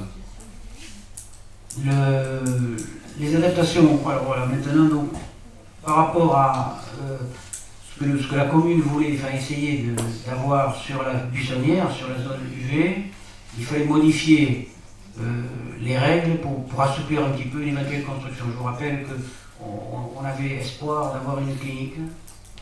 Alors, je ne sais pas si ça reste toujours. Enfin, donc on a modifié en ce sens le PLU. On n'a pas fait des choses très très différentes, sauf qu'on a plutôt précisé, parce que l'équipement public, ça veut tout dire et pas dire grand-chose. On n'arrive plus à interdire qu'à permettre. Donc on a remplacé, dans beaucoup d'endroits, par les fameux SINASPIC. Donc, je préfère vous dire ce que c'est tout de suite. Les constructions et installations nécessaires au service public ou d'intérêt collectif. Vous avez les SINASPIC qui appartiennent à des personnes publiques, comme l'hôpital par exemple, comme l'école publique. Vous avez des SINASPIC qui appartiennent à des privés, comme des cliniques, voilà, mais qui ont une mission de service public. Donc, on a dû modifier un peu tout ça. Alors, je vais les prendre tous un par un, il n'y en a pas 50, ne vous inquiétez pas. Il y en a 48. UV1, donc c'est le... Il était interdit toute construction autre que les types de services publics, mais dans un registre très restreint. Et donc on a rajouté toutes les destinations autres que SINASPIC et leurs dépendances. Voilà. Donc ça veut dire qu'on pouvait construire des SINASPIC. UV7, c'est un autre article. Retrait de la marge. Alors les constructions sont admises sur deux limites ou en retrait, et en cas de retrait, la marge de retrait serait égale à la hauteur de la façade de l'égout, à l'égout du toit, avec un minimum de 8 mètres. Et pour les SINASPIC, on a réduit cette distance minimum à 2 mètres. Ensuite, encore un autre article, c'est technique, je vous le dis tout de suite. Seules les règles de prospect H égale L avec un minimum de 8 mètres sont imposées. Ça veut dire que vous aviez la hauteur de la façade, c'était le minimum du recul à 8 mètres, et ça a été supprimé, ça n'a pas été imposé pour les SINASPIC. Ensuite, l'article 10, la hauteur des façades ne pourra excéder 12 mètres ou 15 mètres à hauteur sous plafond. Le plafond, on considère c'est le fêtage, c'est les cheminées si ça dépasse, c'est tout ce qui est en plus sur le toit. Hein. Le nombre de niveaux était limité à 4, tout ça n'a pas changé. Par hauteur plafond, on entend la hauteur maximale, donc comprenant les fêtages, comme je vous avais dit, toutes les superstructures de bâtiments. Et donc toutes ces limites ne s'appliquent pas aux SINASPIC et à leur dépendance. Donc c'était toutes les modifications qui ont été faites dans la zone UV. Alors je vais vous aussi vous la montrer quand même. C'est celle-là, tout ça la UV. Voilà. C'est peut-être écrit, mais c'est trop petit, je ne peux pas lire. Donc enfin, reste des modifications d'harmonisation ou autres, notamment sur la zone UA. On s'est aperçu que c'est le seul endroit de Volpénil où les marges de retrait étaient de 5 mètres minimum. Partout c'était 8. Donc on a uniformisé, il y a 8 mètres. Ce qui veut dire que si vous construisez une façade avec ouverture, vous devez avoir au moins 8 mètres par rapport à la limite séparative de votre voisin ou de votre voisine. Sinon, c'est borgne. On a parfaitement le droit. Ensuite, pareil pour harmoniser, l'emprise au sol a été modifiée dans la zone UA. Si je ne me trompe pas, c'est bien ça, UA. Elle ne pouvait pas excéder 30% de superficie. Or, on s'est aperçu qu'il y a des gens qu'il y avait des constructions qui avaient déjà mangé ces 30% et des constructions qui existaient bien avant le PLU. Et donc, notamment, ce sont des vérandas, par exemple. Les gens veulent construire un véranda ou un abri de jardin qui ne peuvent pas parce qu'ils sont au-delà. Donc, on autorise, comme c'est fait dans d'autres zones de Volpénil, on autorise 35 mètres carrés supplémentaires. Voilà. Ensuite, UX. Ah oui, alors là aussi, UX, vous avez remarqué dans la zone industrielle, UX c'est la zone industrielle, vous avez remarqué que, en principe, le commerce est totalement interdit. Si vous passez, vous apercevez qu'il y a des gens qui font un peu de commerce. Donc ça, c'est un peu la faute du PLU, qui n'était pas assez explicite dans son texte. Par exemple, le métro, c'est du commerce, mais c'est du commerce entre entreprises. Ce que voulait l'esprit du PLU au départ, c'était d'interdire le commerce à monsieur tout le monde. Ce n'est pas le cas de Lidl, puisque Lidl se trouvait déjà dans une zone de commerce, puisqu'on suppose que ça a été fait comme ça. Henri, tu dois le savoir mieux que moi d'ailleurs. C'est que la zone UXD, là où se trouve Lidl, c'est la zone qui correspondait à Citroën, qui lui faisait de la vente. Donc je suppose que c'est pour ça que ça a été créé. Donc on a rajouté un petit mot à l'article qui disait des commerces dédiés à la vente de matériel et matériaux destinés aux entreprises. C'est-à-dire pas du public. C'est la grosse majorité quand même des entreprises de la zone industrielle. Parce que quand on prend le commerce, ça veut dire achat, vente, échange de matériel, de matériaux et de prestations. Si on prend le dictionnaire, donc c'est large. Donc ça c'était la UX1, il m'en reste encore une. Voilà, alors je vais essayer de vous la résumer quand même parce qu'elle est longue. Alors, toute construction nouvelle doit être implantée entièrement à une marge de retrait d'au moins 10 mètres de profondeur par rapport à l'alignement actuel du futur des voies. C'est le STIF, c'est pour le STIF qu'on a fait ça. Le STIF, c'est l'organisme qui va construire les arrêts le garage aux autobus. Rue des Trois Tilleuls, il n'y a plus que des cailloux, maintenant tout a été cassé. Donc ils ont eu le permis, ils vont attaquer. Et donc les garages à vélo étaient considérés comme une construction et ils étaient obligés de les mettre à 10 mètres de la bordure de la séparation par rapport à la voie, ce qui est complètement idiot, franchement. Donc on voulait au départ dire que c'était plutôt du mobilier urbain, mais en fait on a modifié, on écrit clairement que pour l'implantation d'abris vélo, cette marge de 10 mètres n'existe pas. Voilà. C'est beaucoup plus simple. Les gens du STIF sont des gens très très pointilleux, et c'est le troisième article qui nous font bouger quand même, hein, pour des choses très, très minimes. Mais bon, je ne fais pas l'histoire. Et enfin, donc la dernière, non c'est fini, je vous en ai parlé déjà, de l'extension de la transfert de la mairie, c'était fait. Bon, je vais résumer assez, j'essaie de résumer parce que j'aurais pu en parler encore plus longtemps. Je suis prêt à répondre à vos questions. Je pense que vous avez tous lu le PLU, ça aussi, c'est bon. Donc on comprend bien qu'il y a des aspects techniques qui sont prépondérants, que ça consiste à adapter au niveau du Saulnières le terrain aux contraintes de construction urbaine et pour la zone d'activité de l'adapter à des usages qui sont prévus dans le plan local d'urbanisme et qui demandent à être précisés. Voilà. Y a-t-il des questions concernant cette modification? Monsieur Pointelin? Je ne sais pas tout à fait sur la modification, mais il y a quelque chose qui me vient à l'esprit dans la zone UX, c'est la zone industrielle. Non, oui, la zone UX, oui, c'est tout, y compris le terre de Cherisy. D'accord. On a droit aux habitations dans la zone industrielle, dans la zone UX? On a droit à quoi? Aux habitations? Non. Non, il n'y a que le gardiennage. Si c'est un logement pour un gardien d'entreprise, on a le droit, sinon on n'a pas le droit. D'accord. Et la passerelle est dans quelle zone? UX? Alors la passerelle, oui, la passerelle est une sous-zone qui a été créée uniquement pour ça. C'est le seul endroit, il y a deux endroits comme ça. Vous avez la passerelle, c'est pour du logement, et vous avez là où il y avait le restaurant Terre-Entreprise avant. Il y a un tennis, il y a Montessori, et puis il y a la CAM, ça fait quelque chose. L'hôtel d'entreprise. L'hôtel d'entreprise, voilà. Il y a un endroit où c'est le long de la vue Saint-Just. Hein. Vous avez une zone aussi là, pour laquelle c'est autorisé. Oui, c'est une zone qui peut recevoir des services en fait. Et la zone nord, là où il y avait le garage Citroën, avait aussi, je crois, été changé de zonage pour l'adapter un petit peu. Oui, ouais. UX des commerces sans restriction de surface. Voilà. Qui est la même que de l'autre côté, Terre de Choisy, avec Brico Dépôt, Mécalac. Il est certain que la destination de la zone d'activité, ce n'est pas l'habitat, bien évidemment, ni le commerce, au sens où ce que disait Henri Reyes, c'est un commerce ouvert à tout le monde, c'est pas un commerce qui dépend de l'activité industrielle. Alors c'est vrai que, autant que je me souvienne, dans le plan local d'urbanisme, il y avait des préconisations de possibles adaptations des marges de la zone d'activité, soit en activité artisanale par exemple, mais ça restait des activités liées à la zone d'activité. Y a-t-il d'autres questions concernant cette modification? Donc ce qui vous est proposé, c'est d'approuver la modification numéro 3 du plan local d'urbanisme tel qu'il était annexé à la présente délibération. Y a-t-il des voix contre? Y a-t-il des abstentions?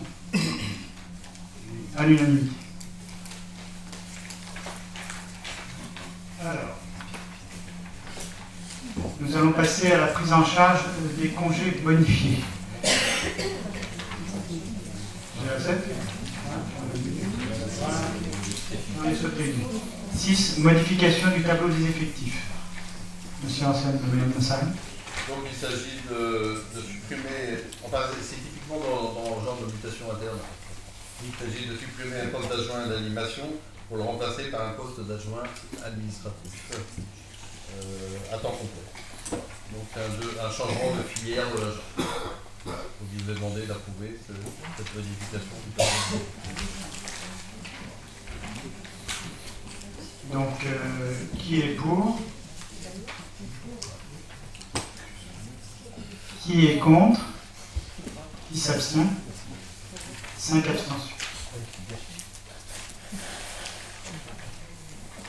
7. Donc prise en charge des congés bonifiés. Oui, donc ça c'est la loi qui nous l'impose. Hein. Donc cet avantage spécifique s'accompagne d'une prise en charge totale des frais de voyage, transport aérien et retour pour l'agent et sous certaines conditions pour sa famille, conjoint et enfant en charge.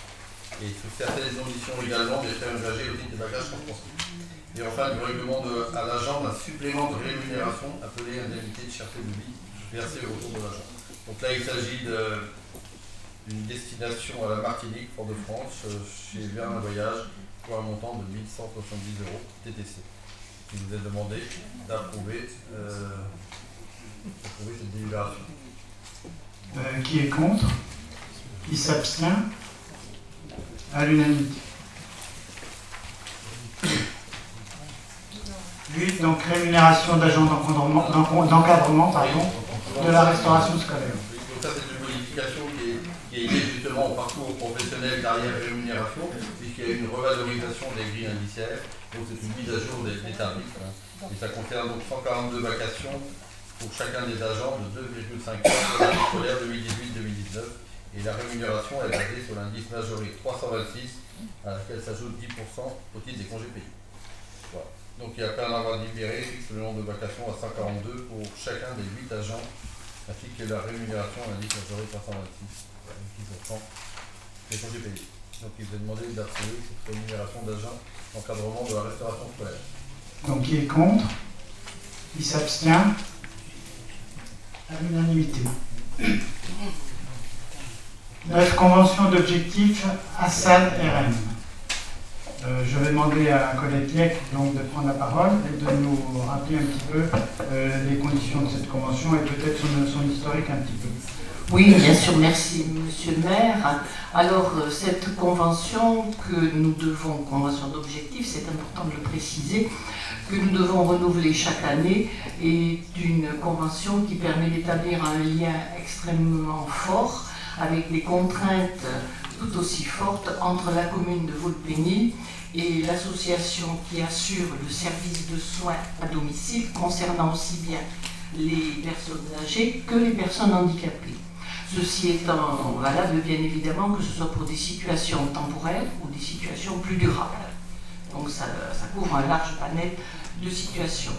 Alors c'est vrai que depuis 3 ans maintenant, les dispositions réglementaires ont imposé l'utilisation de la formule convention d'objectifs qui permet à la commune de Vaux-le-Pénil d'établir grâce à ce dispositif un travail extrêmement rigoureux et un partenariat tout à fait solide avec cette association qui bénéficie, il faut le rappeler, de l'agrément du conseil départemental qui bien entendu n'est pas donné à toutes les associations qui peuvent se flatter de soutenir les personnes âgées et dont on voit parfois des publicités.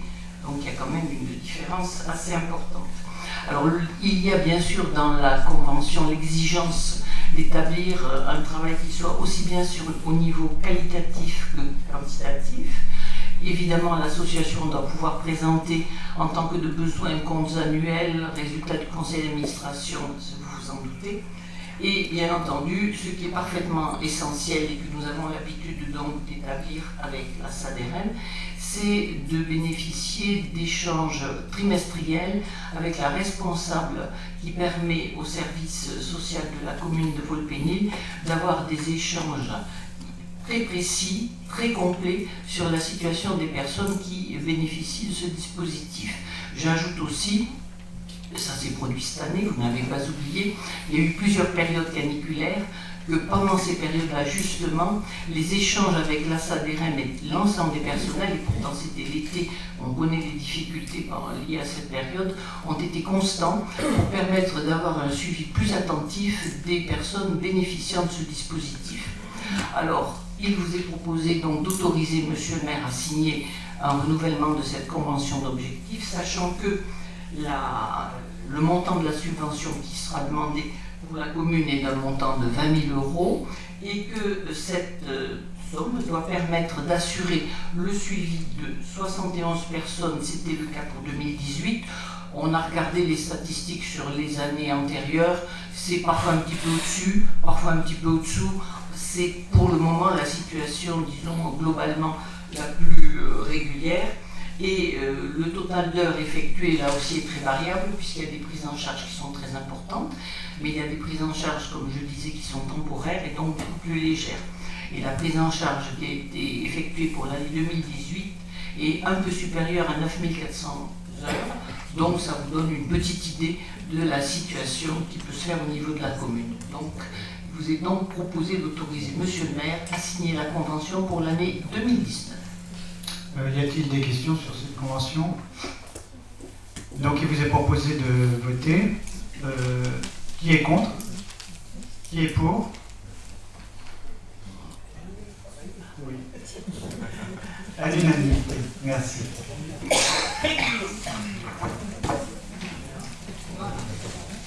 Donc, des questions? Henri? Je suis désolé, mais dans l'euphorie de ma prestation, j'ai oublié un article qui était important, c'est d'introduire dans la zone UAC des synastiques dédiés à des activités médicales, parce qu'en fait ça concerne complètement le rez-de-chaussée du bâtiment A de la résidence du parc, pour lesquels c'était du commerce. Et donc on devait modifier pour accueillir l'activité médicale. J'ai oublié, c'est une des plus importantes, je suis désolé. Oui. Vous m'en voudrez pas, je ne sais pas s'il faut revoter. Sans compter que l'activité médicale n'est pas une activité commerciale. Voilà. Non? Non, mais au départ, mais sinon on peut revoter sur cette déclaration. Je pense qu'il n'y a qu'à formellement la revoter, de façon à ce que ça soit clair de ce point de vue-là. La modification du PLU est quelque chose de très, très pointilleux, très technique, et donc je vous propose de la revoter. Donc pour cette modification numéro 3 du plan local d'urbanisme, qui est contre? Qui s'abstient? À l'unanimité. Voilà, c'est rectifié. Donc cette séance du conseil municipal concernant le débat d'orientation budgétaire est levée. Nous aurons par la suite à attaquer le budget proprement dit, donc c'est le prochain conseil municipal. Donc la séance est levée, je vais vous demander s'il y a des...